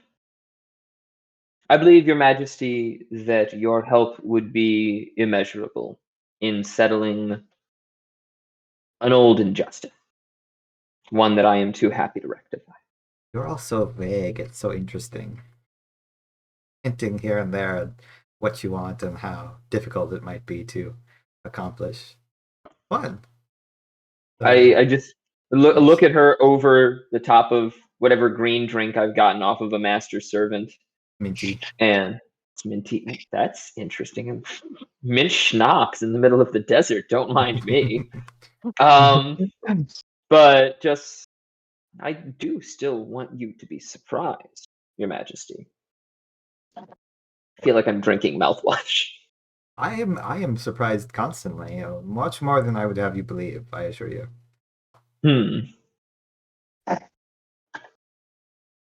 You all continue to chat like this for a bit. Atithius is very interested in talking to both Medea and Sulveran. As the two people who wear heavy armor. He's like, oh, fighters, let's get into it. So he's kind of, ask you. He's kind of taken a back row. He's been warding off courtiers who were trying to talk to Suthana while she was busy with you guys. But now he's like started to relax a little bit, and he was wearing like a very like breasted, very military style. He's unbuckled it, so he's got like a open jacket at this point, and he's like, you'll have to tell me all about these battles more in detail at the Talosanon. I'm only disappointed that the Suthana could not spare me for such things. Well, perhaps we can discuss it over a sparring match sometime. I would be most interested in such a thing. Yes. Perhaps after I've recovered from tonight, tomorrow. You will notice the sorcerer seems disappointed that the two arcane magic-y people are not present at the moment. But they are happy to chat with Alveron and Callum. They're kind of interested in learning a bit more about both of you. They kind of ask about your backstories and how you two met. They're interested. So how did you? It's such a fortunate coincidence that both of you showed up at this place at the same time.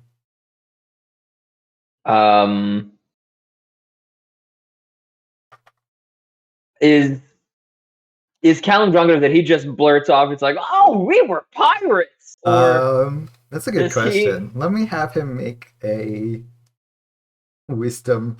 I forgot he's not wise. He's gonna make a wisdom saving throw.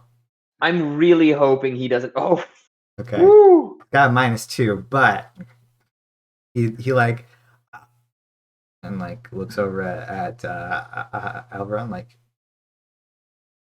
I just kind of it is difficult to speak about. You're right, Callum. We were both very difficult. Conscripted in our youth, aboard. Perhaps you've been plagued by it yourself, Your Majesty, the Blackened Sky. I have heard of this ship, although I think it, in recent years, has been more active in the north. Pirate This vessel. matches our experience, Your Majesty. I try to keep my, ears open on such things. We, of course, attempt to hunt and capture pirate vessels in our waters, but others are less adept at such things. Many people turn pirates for different reasons. I would not do such a thing. I would. Thievery.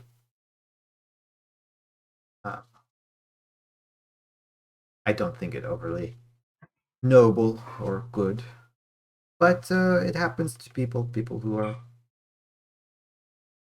the edges of society and often can't do anything else. I'm listening to that, and it's such a kind of, I'm recognizing the, oh well, sometimes the pores just get caught up in it, and I'm fuck me. She's rich, she's Hold an on. adventurer. Okay, I keep my composure. She's a queen. But I relate, Your Majesty. I was not on the edge or poor or impoverished. I was being brought up into the priesthood on track to take to the seas and learn the word of the gods there and bring it back to mainland. That future was stolen from me by men of black sails, by men of rough seas, and by men with hearts with storms in them. And I was not given a choice. It's not a matter of poverty or desperation. It is a matter of men with the means to bend and force others to serve their meanness.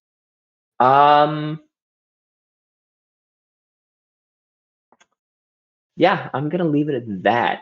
And I don't know if there's a persuasion in there or moving her in some way, but You can, if you would like to, you make a persuasion check. That's most appropriate. I just want to check the belt. Yeah, It would give you advantage. Yeah, okay. Just wanted to make sure. Yep, no, that's a good point. I'm proud you had it.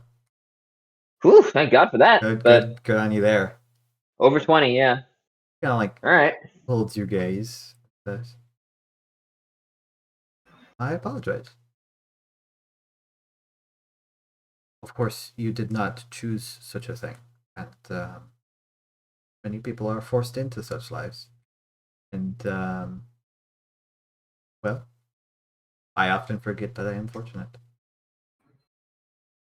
I nod as well, and your wisdom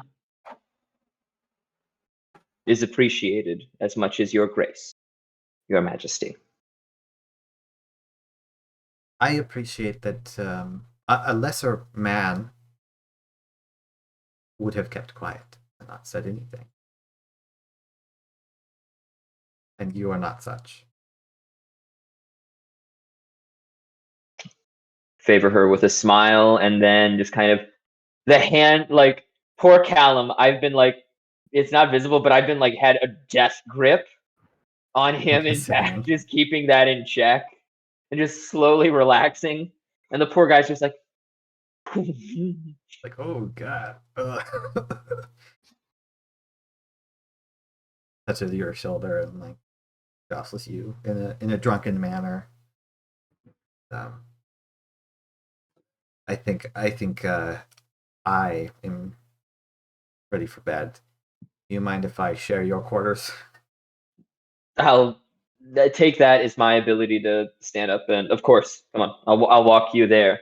Just incline one last time, Your Majesty, and lead him away and put him on the couch. All right, you walk off to your rooms. Uba, How is Kella looking at this point? Kella is like tottering. Like, Yeah. Sulveran just kind of like taps her on the shoulder and then like kind of inclines his hand to let her lean against him. You would not be falling asleep, but perhaps you will find it more comfortable here.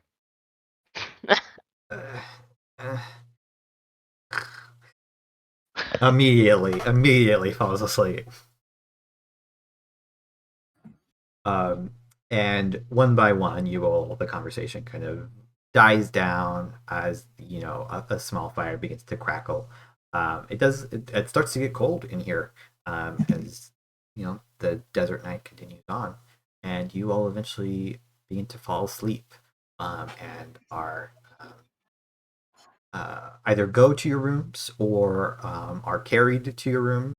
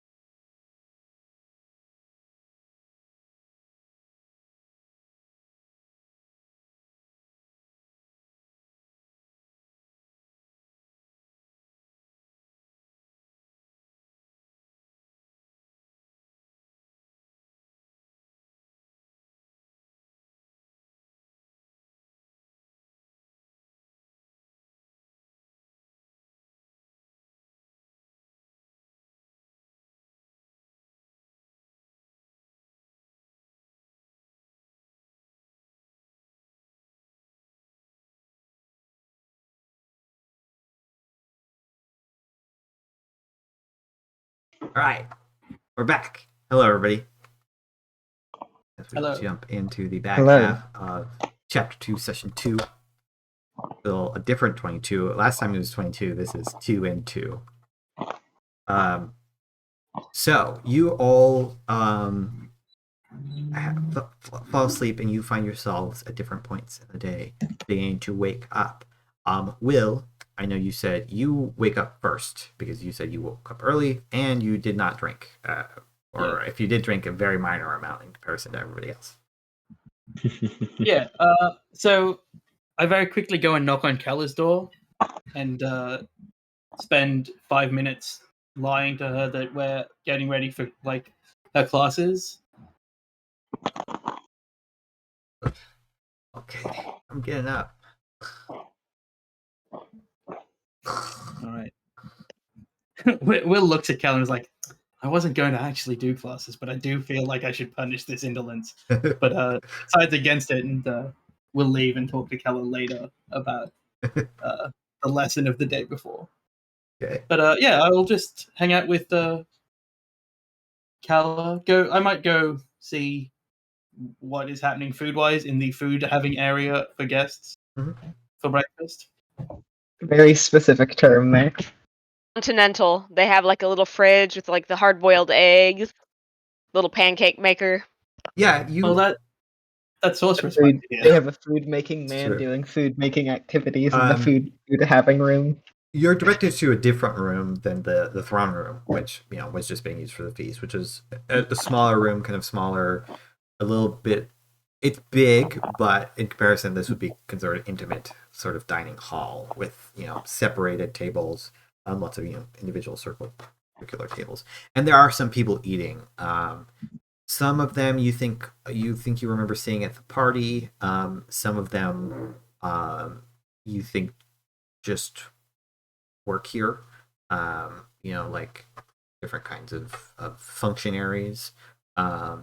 They are there is a bit of a divide in that sense. Like it's clear that the guests are over in one area and they're being like served on, but then there's also like a bit more of like not quite cafeteria, but sort of like we've laid out food for you. Like this is the more common stuff where you're not like ordering specifically what you want. Sure. The attendant will direct you to the guest area if you would like. Yeah, I think Will sit down. Will is not wearing her coat. She's just wearing like standard adventuring pants and like a white almost like just a very light white shirt with her spellbook wrapped around her arm. And she did cast mage armor. Let me take that spell off. It's like getting First dressed day in for the now. morning, put on clothes, brush your teeth, and cast mage armor. That's how it works. You gotta be casting your mage armors. But I will ask the attendant if they can get me a scroll of identify to copy to my spellbook, and then I'll just hang out here. I'll find out if somebody makes coffee.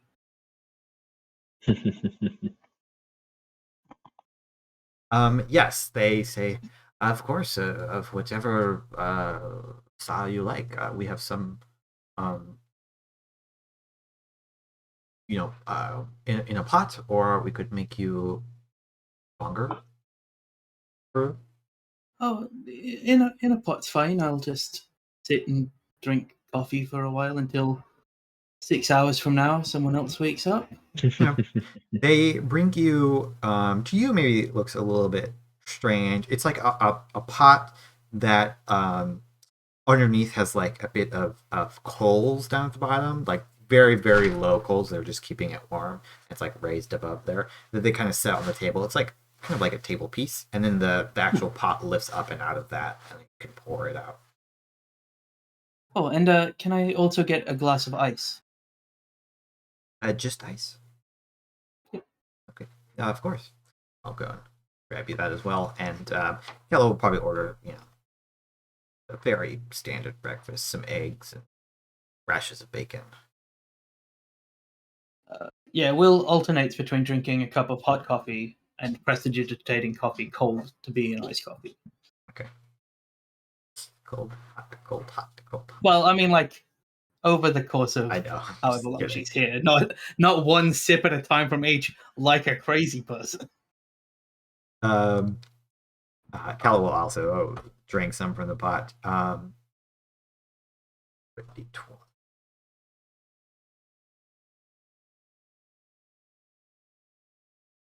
You do see, if you are interested, Alancia walking into the dining hall to get some breakfast. Yeah, I'll wave to her, give a little hello. In such a way that she would think to sit down. Yeah. Okay. Yeah, she'll come over to where you're at. Alencia, this is Calla, my. I introduced her yesterday, so. You could tell people Also, that we are dating if that's what you want. I could do that. Yes, you're right. I hadn't really thought about it. Of course you haven't.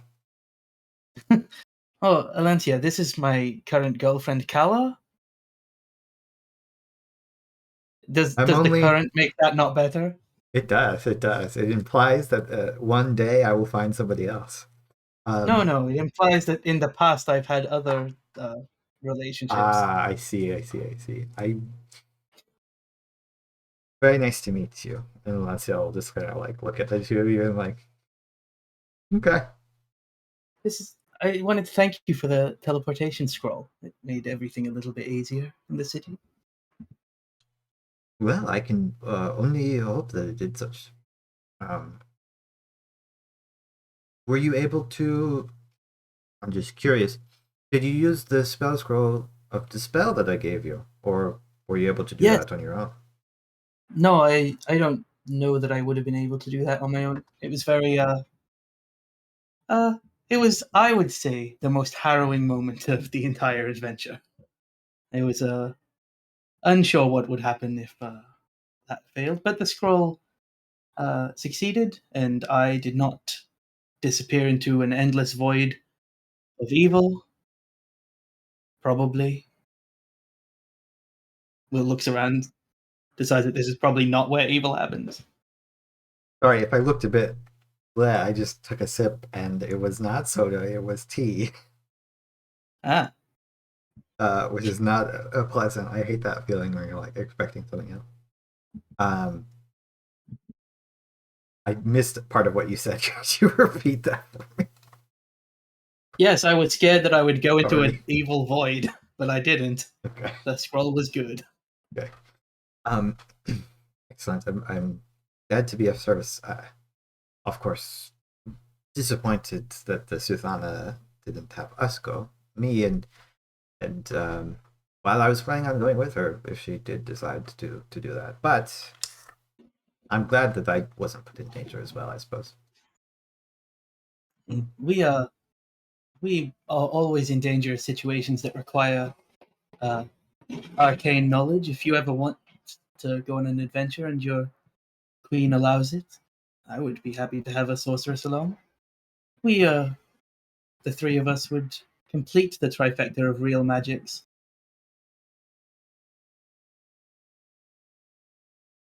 I would be more than happy to accompany you or in whichever endeavors you have going on, assuming that it is, of course, in service of the Suthana. And I know that you are, it seems that you are interested in scrolls. I saw the attendant. If you ever need such things, it is a pastime of mine. I will not say I'm a specialist. I like studying such things. Will smiles and gets extremely nerdy about scrolls, and probably for the first time, it's like, oh, I didn't even show Calla this, and for the first time probably ever, the spell scroll unfolds completely out of her arm, just leaving her arm completely bare, except for a bracer that was underneath, and it holds onto her finger just by like a ring of fabric, and she like extends it out, and it's got this. Will's handwriting is very bad.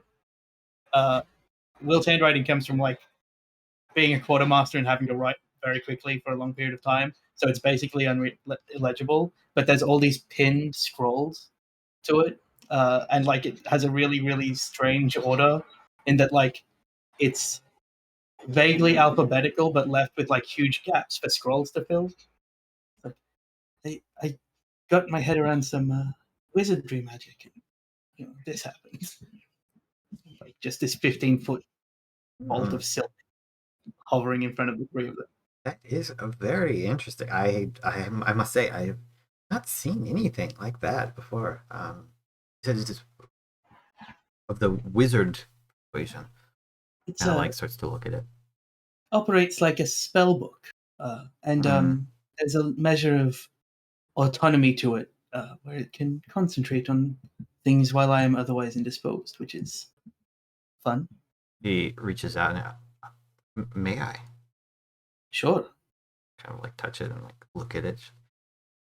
It's very interesting. You'll have to tell me more about it later on if you have time, of course, and I can give you some scrolls in exchange.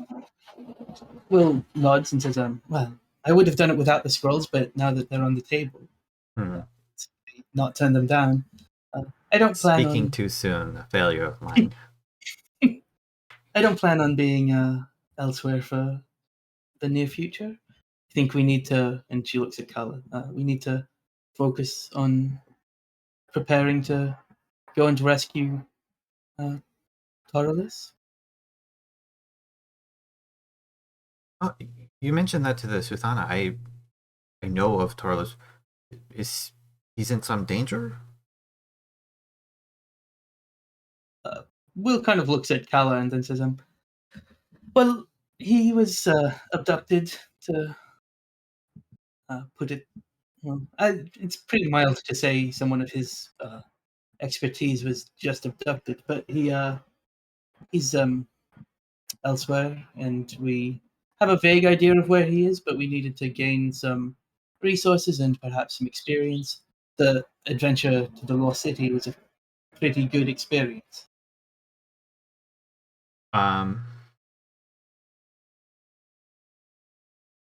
If you need any help with this, I mean, someone who could abduct the sage. My job, of course, is to protect the Suthana first and foremost, and ill. If you need anything, let me know. I'm sure you could tell the Suthana as well. She would be more willing. I've never met Taurelis, unfortunately. But... Will nods and says, well, I will certainly keep that in mind. Sometimes it's better to not bother people when they're coming into new power as well with these things.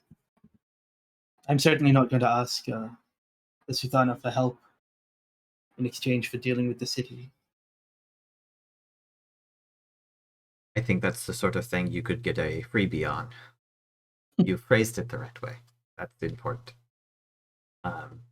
And I think they'll help you turn the conversation away from this, which is like a little bit depressing onto. Yeah, we'll just all nerd out about magic for they're just like talking to you. They're like, going on about sorcery while you're talking about like bardic magic and wizard magic. Start working towards level 1 sorcerer. Yeah, there you go. Reason. Just all the magic. Yeah, all the real magic. None of that clerical crap. Just the arcane. Warlock nonsense. No, or we don't just get liking magic from trees enough other to get a power. What is that? You chat. You're like kind of chatting really into this conversation. You haven't like really dug into like just talking about magic with somebody for a while because you and Keller were kind of catching up, and you like to talk about that with them, but you've been more concerned with like the interpersonal. And now you're just like magic. Like an hour passes or so before Sulveran, you wake up feeling pretty good. A little bit like hungry and like a little bit maybe didn't sleep quite as well as normal, but overall pretty good. Alveron, you as well wake up around this time feeling similarly, like a little bit groggy, but solid otherwise. Callum, meanwhile, is hot bath on for the myself couch. while Callum, poor guy. Or I guess probably I start moving towards the bathroom, like looking to get a hot bath, and another freaking master servant is gonna pop up. Oh, God bless. I just Yeah. when they appear, it's just kind of like hot water, bath, some sort of scrub, please. Excellent. Richard. I find a pitcher of water and just pour. I don't feel bad, but I don't like this feeling. You so as you explore your room a little bit, they do bring you some extra bathing stuff. But there is indoor plumbing here. You turn a faucet and hot water appears. Ooh, Nobody's got to boil a pot for you. Very fancy. love it. When I'll have myself a nice aromatic soap or an aromatic soak. Mhm. I don't know. Whatever scents they give me, just have that, enjoy that, and They give you like some this is for after, they give you like some palm oil and stuff like that. I think the scents are probably like this sort of desert flower. It's very much like a cactus bloom kind of smell. I don't know if you know what that smells like, but yeah, no, I'm tracking. I guess I'll look around, and in the stuff, I'm looking for a razor. there is you don't even have to ask, there's like already set out for you like a small shaving kit. A very, very fine steel blade, you know, like a leather scraper and some foaming agent. Perfect. I will handle that part of my morning ritual, and then breakfast calls to me. If Callum is still asleep, I'll just very quickly write a note to him, and there's an arrow pointed in the direction of the bath. He's very much like asleep, like he's got like one arm up on the couch, like one boot kicking out, the other one like resting on the table. Like just note snoring. goes next to him. Yeah. I'm not waking his ass up. He can deal with that on his own time. And then I'll head downstairs. I'm going wherever I can smell food. Okay. You eventually find your way to the dining hall, which I described earlier, where you notice Alveron walk in between your animated discussion with Alancia and Kala. I do a similar wave to Alancia, but because I'm kind of very focused on the arcane, my spellbook does an equivalent wave from my other hand. You get like It's a just double wave. 15 foot in the air. It's very weird. Fantasia. Mm. Wondering, is there coffee out? There's the pot, which has probably been refilled at this point, on the table, but they also offer you espresso or foamed. I'll take the pot and just find a mug, fill it, wander over, grab a plate of whatever's there. I haven't decided yet if I want to, get fancy with it, but just load up a plate. They're talking about arcane things, and for a moment, I think I might be interested. And you note that the Elkar, Alancia, is a sorcerer, and they're talking about sorcery. Gotcha. If anyone was there, my left hand just for some, I don't know what it is, but just as they're talking, just it might have been like do like beating a tempo on the table, but it just gets every once in a while there's a flick out of it, and I don't know what's going on, but for some reason the sorcerer is just I pick my stuff up, and I'm gonna get a seat that's further away from her. Scoots down. Alveron, what's happening with your hand? Not enough coffee yet this morning, Will. I'll be fine. I'm fine.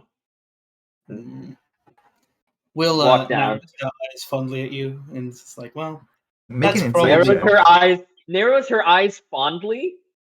What are you, my aunt? Yeah. She's all of your Basically. mums because they're all unacceptable. Okay.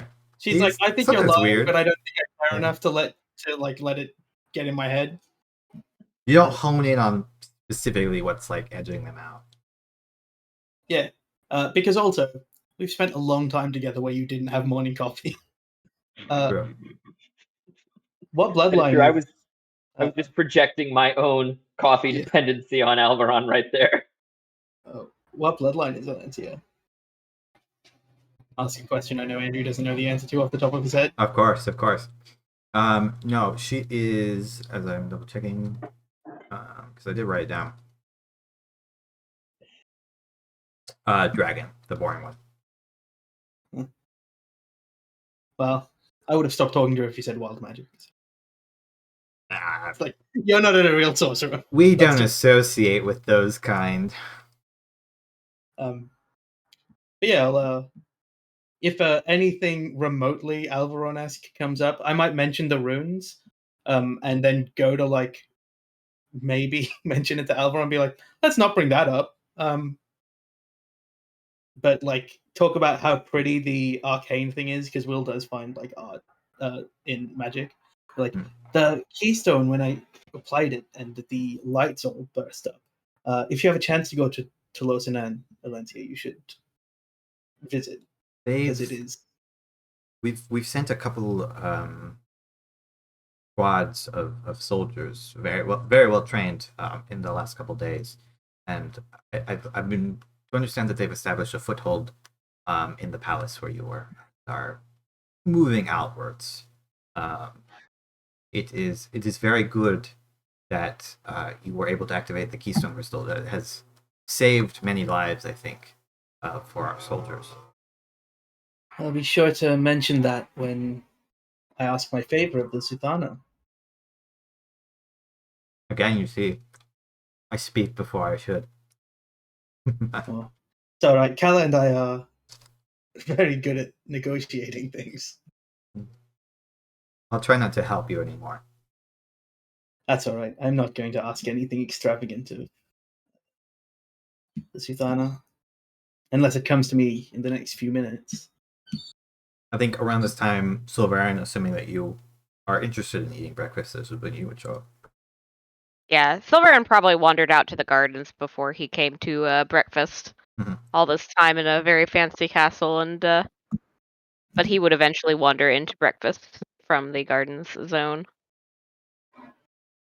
And he will probably look at the fact that Will is talking with the sorcerer, and that Alveron is decidedly sat away from the sorcerer, and he will go join Alveron with his pot of coffee. I do the same wave to Sulveran, and then also when you're both sitting there, Will like leans over in your direction and goes, I meant to introduce Kala as my girlfriend now. Mhm. It's important to Kala that I do that. So nods. as I am pouring Sulveron a cup of coffee and just being like, "Hey, how are you? What the fuck? Mornings, right?" Just that happens and just immediately start pouring coffee on the table for a split second. And then just it no hits your break. pant leg. Literally 3 arcane casters there, none of us can just shake that coffee away. Then just come back and keep pouring the coffee and went, Mazel tov. Wait, that's Sure, why not? the equivalent of Mazel tov in Imris. Sulveran looks at Alveron, and he's just sipping his coffee. Are you truly that surprised? I'm kind of oblivious about these things. I don't know. Like, sailors supposed to be married to the sea or some such nonsense. Have you tried putting a ring on the sea? It's very difficult. It always sinks for me. I start sipping coffee. If you filled it with air, it would float. I think that you'll get there one day, Alveron. I believe in you. I appreciate Alan that. seemed like a nice boy. It's true. Tell us about that. Without you just sipping coffee, he's way too pretty for me. Oh, Sets that's it not down. true. He and I were. Someone- I look over at the. Oh, I'm sorry. I don't mean to cut you off, Will. Sorry, I was going to say someone's always slumming it in a relationship. She looks at Kala. I know. Wow. It's important that you First- both think you are. First official morning, and you're already negging each other. Fantastic. He Teaching us and I the were on the important- Blackened Sky together. He was a good lad. He was like me. Wasn't supposed to be there. When I escaped, I had to bring him with me, and tried to get him back to his family. Some minor nobility, but powerful enough to get themselves into trouble, but not powerful enough to get themselves out of it. His family line is broken at this point. I suddenly realized the sorcerer and the bodyguard are there, and I don't know them very well, and I don't know if I should be speaking so freely. Just kind of They look were at there them. last night as well, right? Oh yeah, but I was drunk off my ass last night, so that's Calla will lean over to Will as though to whisper it, but then says out loud, "How romantic." Will doesn't laugh, even though Jack did find it very funny. And Will says, God. "Well, there are stranger ways for people to meet. You could ask for help in a bar when you're being attacked by cultists." I find that leads to the best relationships. Will laughs. I look at an attendant and just, we're gonna need another pot. Oh, they'll refill it. This one's refilled 3 or 4 times. Mhm. I think it's getting weaker. Oh man. Oh, we Those can, are- and they'll like gesture at the attendant, and several smaller cups of espresso are served alongside. You could mix that with water or get straight. A bit This strong is the for me. This is the true drinking contest. How many coffees can you have? But yeah, Will will kind of, now that Sulveran and Alveron are both here, and Alveron's talking about Callum a bit, try and broaden the conversation away from just magic, but inevitably it will go back to something magical. Inevitably.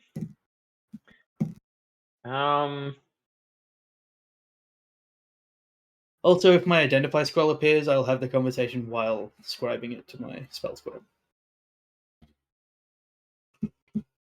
It does appear by this time. You've been talking for quite a bit of time. You're kind of working while you chat.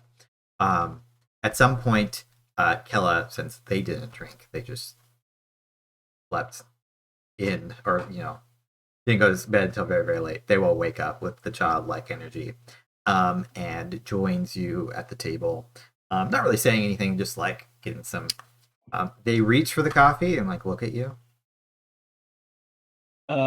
Will says, what was the lesson for yesterday? Independence. Yeah, Will nods and is happy to let Kella have caffeine if that's the mistake she wants to make. I mean, Like- Will's had like 8 coffees and is not really thinking of coffee as a bad thing right now. He thinks better of it and reaches for some water. Will smiles and says, I'm proud of you for understanding the lesson of yesterday.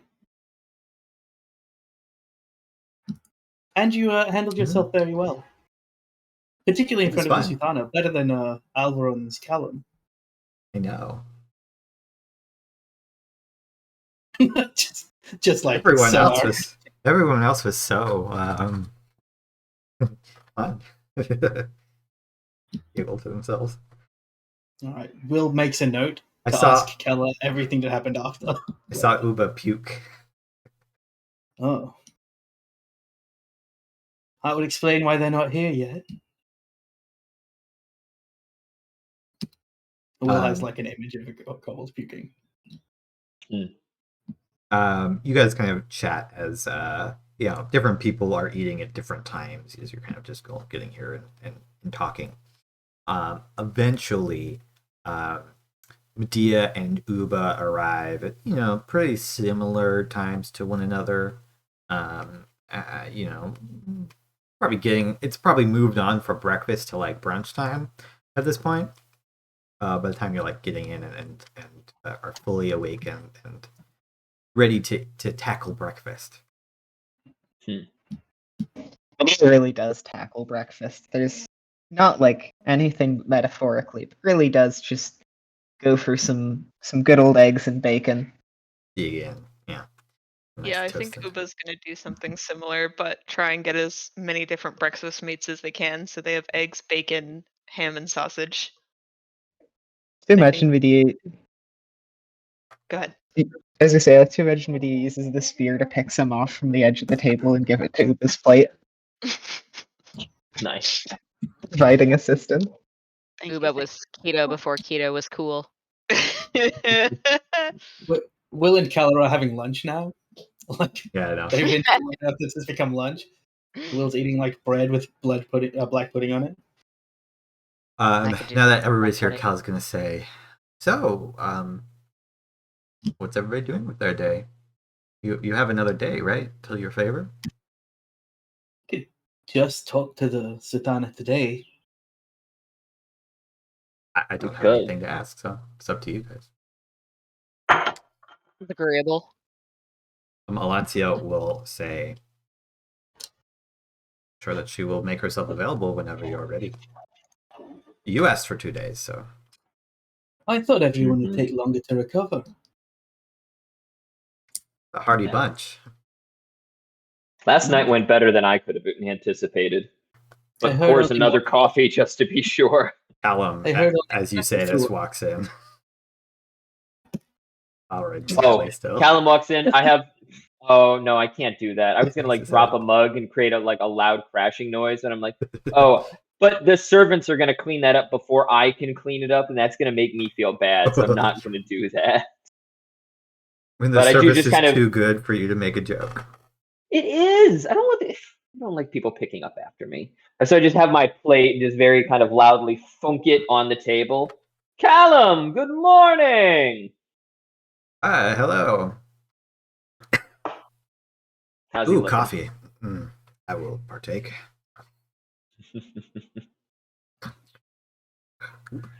So, is anyone against just accelerating our meeting with the Suthana?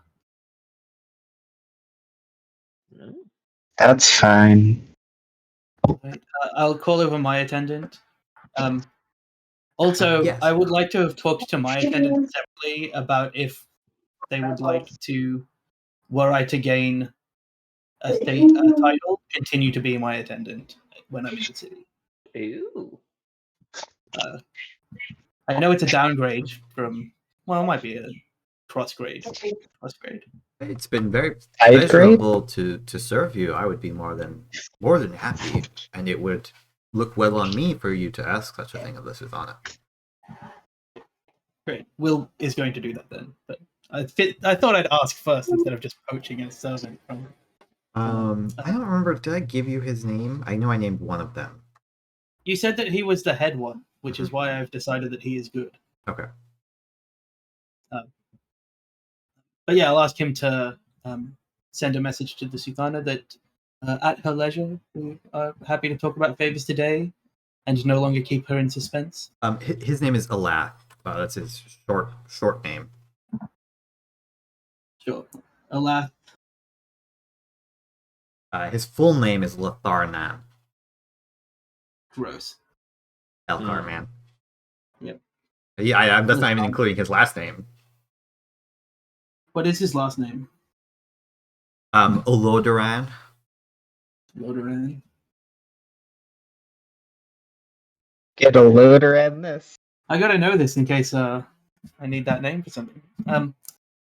Yeah, I'll put just them send a in message. Foundry for spelling purposes. Sure. I would have bet so much money that was an A at the start of that surname. Yeah, I'll send a message to Suthana saying, at her leisure, we are ready to speak on our. Okay. favors. Yeah, you very promptly receive a message back that says, my sitting room at your pleasure. Will respect the rhymingness of leisure to pleasure. And we'll say, well, we could go now. And stands up. Looks around like,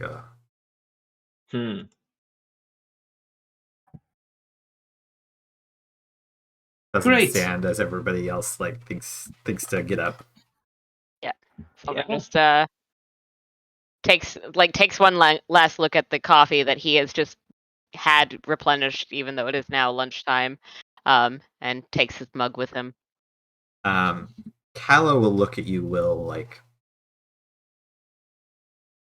Am I going? Sure. Okay, Hey, look it up. if you'd like, you can come. I do have to spend the next few months introducing you to people as my significant partner. I like significant partner. Significant partner has a significant ring to it. I like current girlfriend more, but Mm. for Like saying, special formalities, maybe significant partner. like saying current wife. No, it's like saying first wife. Hmm. That's worse. That's much worse. Let's be honest. Is it worse than referring to your wife as your ex-girlfriend? That's at least funny. Funny to other people, probably not to the wife. You could call your wife your future ex-wife. That's the worst. a really pessimistic outline. It's the worst version. You guys are having this conversation as you're like getting up and walking. Alveron, unless you tell Callum to come with, he does not think to go. Yes, I would have poured some coffee down his throat. Is he dressed appropriately? He has not changed, so sure. Oh. Sure. You know what? These seem like the fun people. I'm sure that this will go along over swimmingly. He's like ditched some of the like poof, like he doesn't have like the neck bits on, but he's wearing like a very nice jacket, and like they were and it's pressed not soiled. Pants. No, it's not soiled. He didn't, they had the buckets prepared, so he's good on that. Fantastic. So Will is wearing the least like formal that Will ever looks. Yeah, Will's like in a t-shirt and pajamas practically. Hey, those are adventuring pants, and I have a spell book wrapped around one of my arms, but one of Will's arms is just like completely bare. For the first time, she's so pale. Like her hands are quite dark because she's in the sun a lot, but like her arm, from like she's always got sleeves on, is like the palest skin color.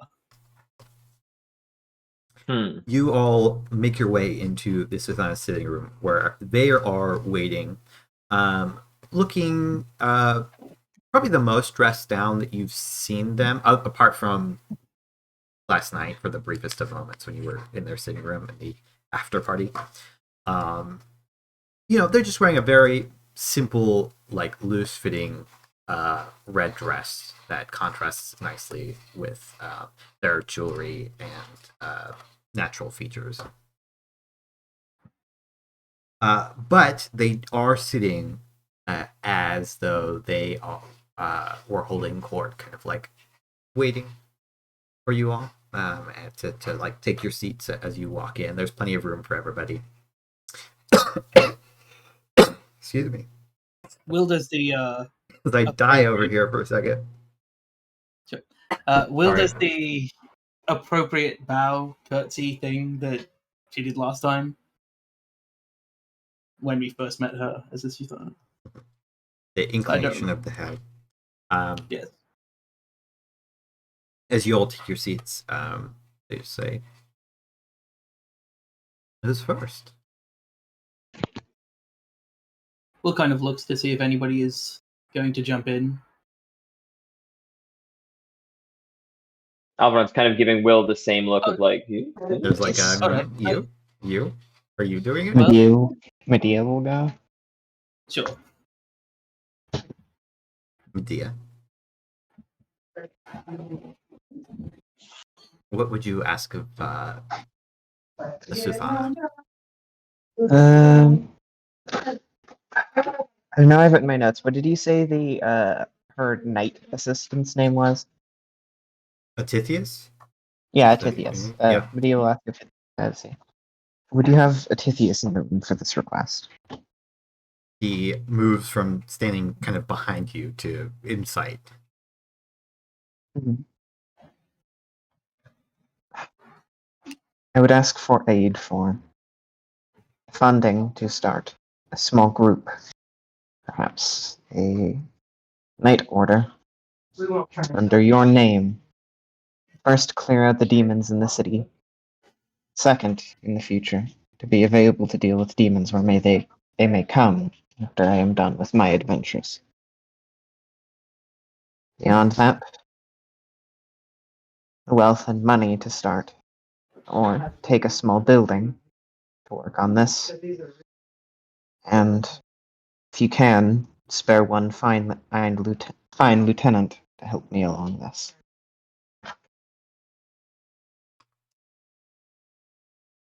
Of course, this is all very acceptable as a favor.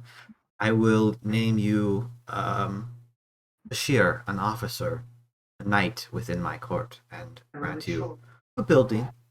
You may recruit from the populace for candidates. I have one or two people in mind who might serve as your second. They are out of the city for the moment, but once they return, I will send them to you so that you might discuss. Of course. Thank you. Think a building nearby, perhaps in the Sun District, or some places that, unless you would like something outside of the city. If you have a small church that has yet a small or abandoned church or steeple, something of that nature. We can find something suitable, something consecrated for you, of course. Thank you. I hope all of your requests are that easy enough for me to accomplish. We will take a deep bow and leave. And so, 1 down, 5 to go, as Ort is also there. He's been in the background doing stuff. Ort's like been dealing with his wife that we just have never seen on screen. You see Ort walking with 3 kids. Will kind of just watches Medea leave. He's like, "Are we going to stay for the entirety?" But You want to hear everybody's? What the hell, man? I shrug. It's not the weirdest thing. Looks around and says, I can go next if nobody else has a rapid urge. I make a gesture of just. My favor is twofold, since I've spoken to. No, I'm not going to say that. I'm not going to throw the sorcerer under the bus when not actually asking for anything. Yeah.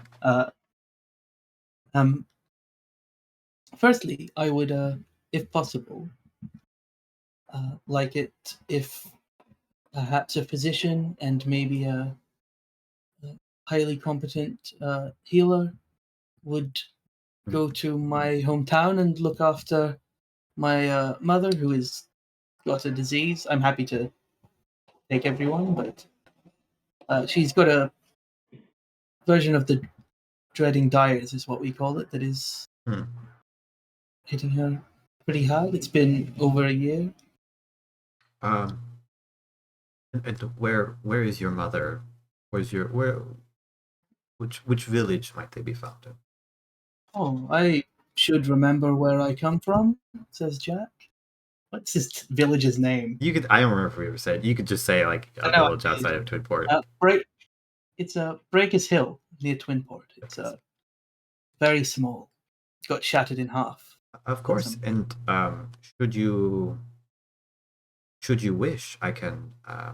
We do have access to the teleportation circle in Twinport, and if you want to go with them, you may of course do so. And the second part. Will nods and says, "It's probably important that I introduce my girlfriend to my family." And Will kind of like raising is really enjoying how irritating that she thinks this is to Kala, but Kala doesn't seem to. Kala's like, yeah, that's damn. You're damn right. Yeah. Keep saying it. The second part of my favor is vastly more significant. I would like a title of some kind. to enable me to better serve you. I find myself a captain without a ship, no one to serve. Glamphlegon's nice. Of course, I would be more than happy to think a more general title would suit you best.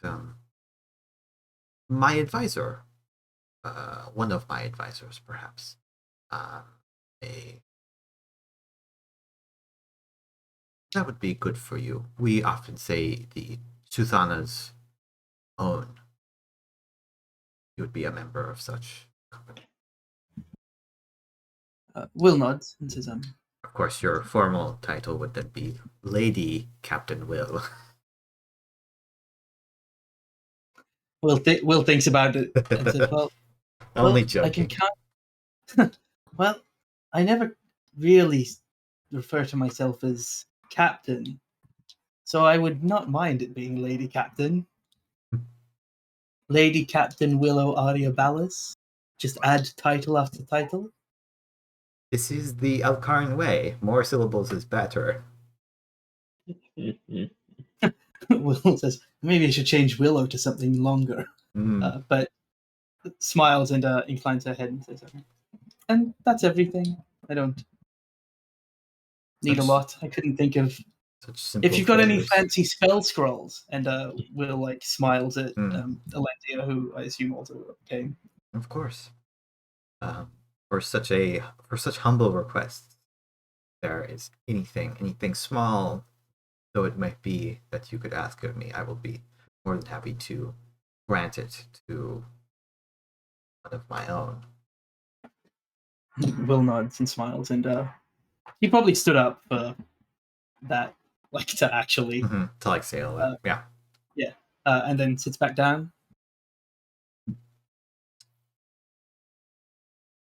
And so, I think Sulveran will step forward, given that Will has a request that's somewhat similar to his own, and he's going to clear his throat, kind of look around at the others slightly awkwardly because he's still uncomfortable talking in front of larger groups.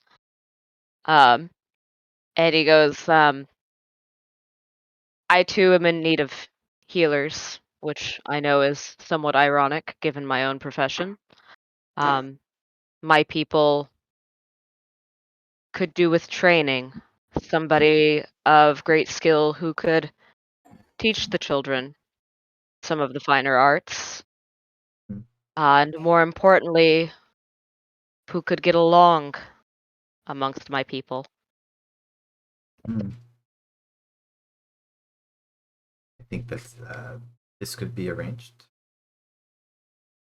I would escort them, introduce them to the clan, and I would not consider it a failing of yours if they were unable to make any headway. Sorry. Okay, sorry. It's talking to me. I think that will be more than easy enough. At least, I can't speak for your people and whether they will be accepting of this aid, but certainly I can send those with you.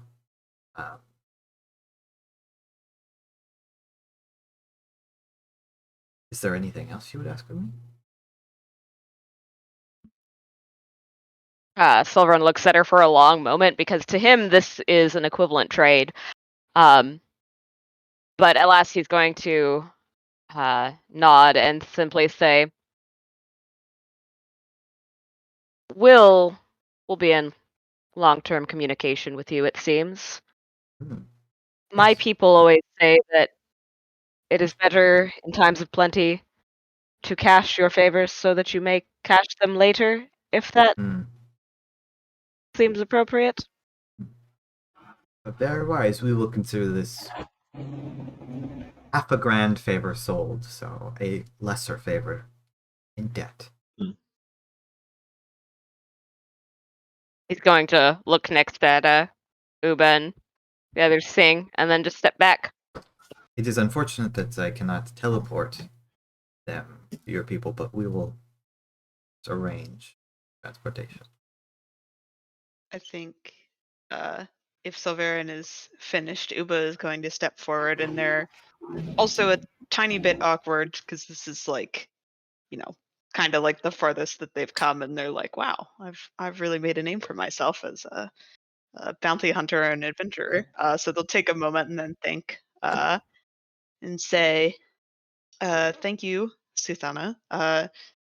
I would be interested in some sort of title. I don't know much about the Elkar, but I have heard of knights and lords and other titles such as this. So I would be interested in an appropriate title, as well as I have grown quite fond of this city, and I would like to ask for lodgings that would, be equal to someone of that title." Hmm. Hmm. She thinks on this for a moment as I briefly leave you in suspense to go do something. I'm sorry, I'll be right back.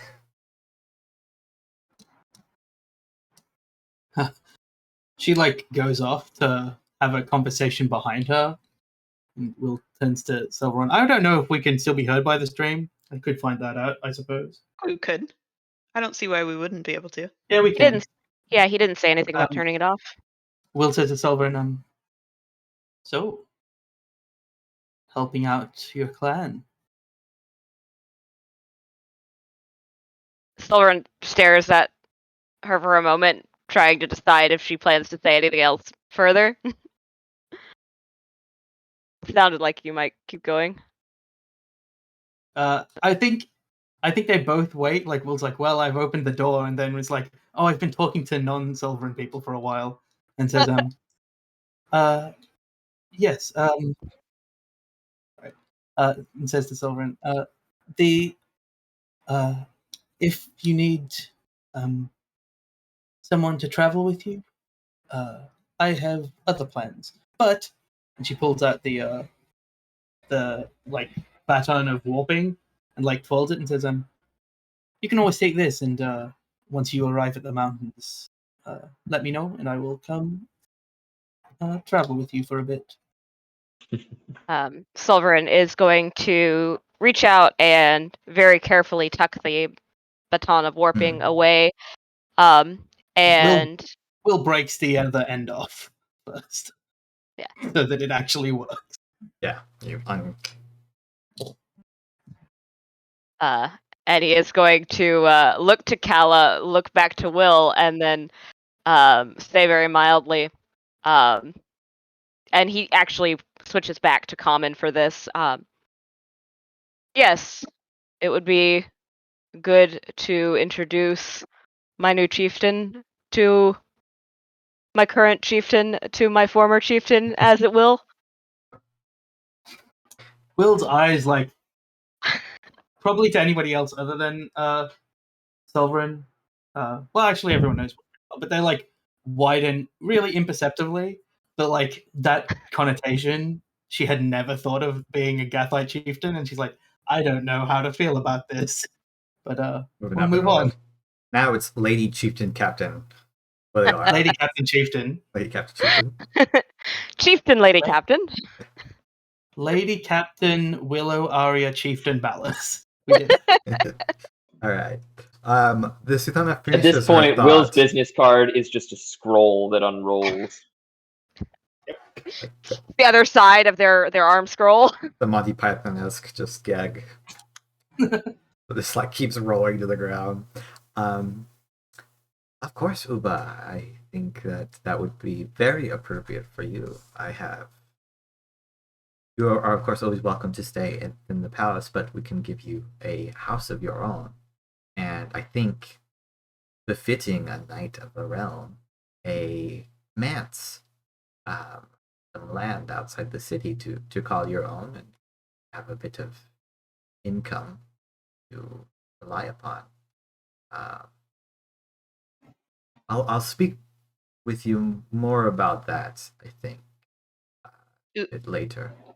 Uba kind of puffs out their chest a little bit at the title of knight, and then also says, I also have a small favor. I'm not sure if anyone that works for you has a knowledge of poisons, but fortunately or unfortunately, during our travels, we've become acquainted with quite a few poisonous creatures, and I think it might be interesting to use their poison to assist our group, if there's anyone that's willing to teach me.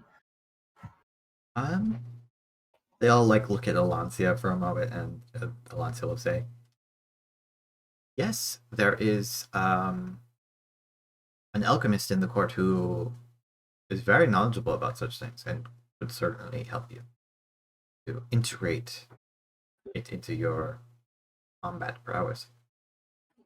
Uba nods and curtsies and then steps back.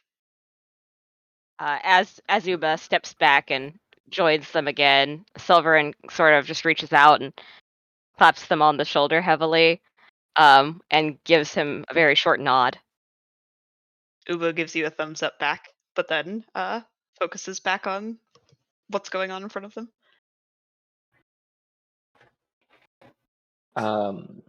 Ort asks, interrupting Alveron, who I think wants to go last.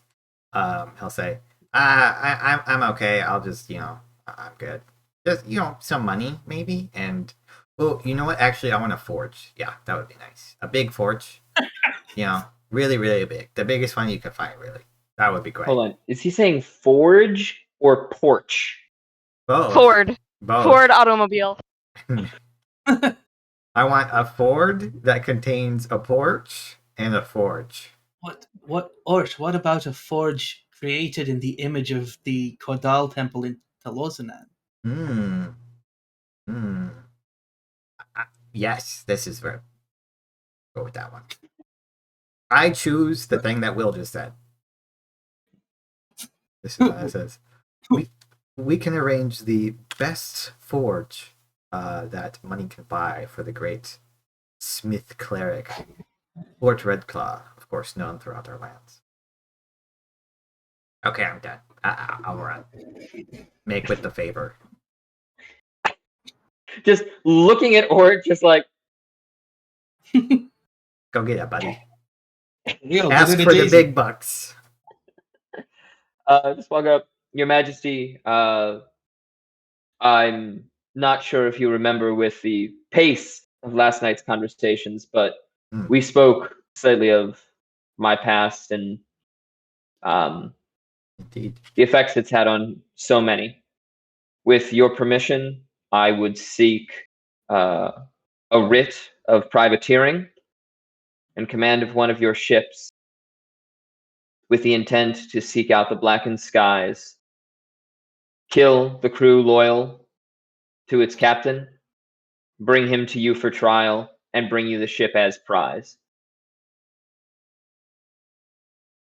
Very well. You will have a ship. You will have a crew to match such a brave, worthy endeavor. And you will have my blessing to sail for these seas under my... Bron bows, turns and walks back to his spot. Anyone looking at his face, there are determined tears running down his face. Sits down. Just grab your shoulder and squeeze it real hard.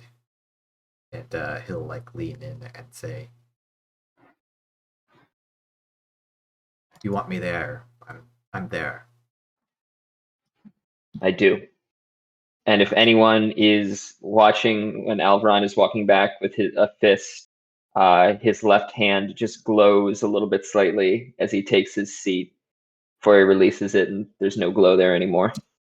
Can I roll an Arcana check? Quick bash of magic. Yeah, do it. Oh God! 30. This is not a magical effect that Alveron thus far has exhibited. This is a new power that you're seeing within him, and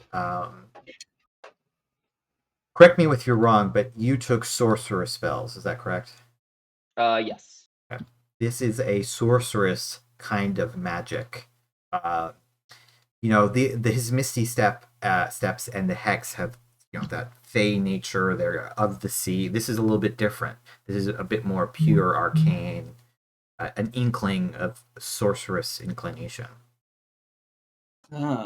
Will puts 2 and 2 together from the morning and is like, and says to Alveron, well, if you need any aid, I am also at your service.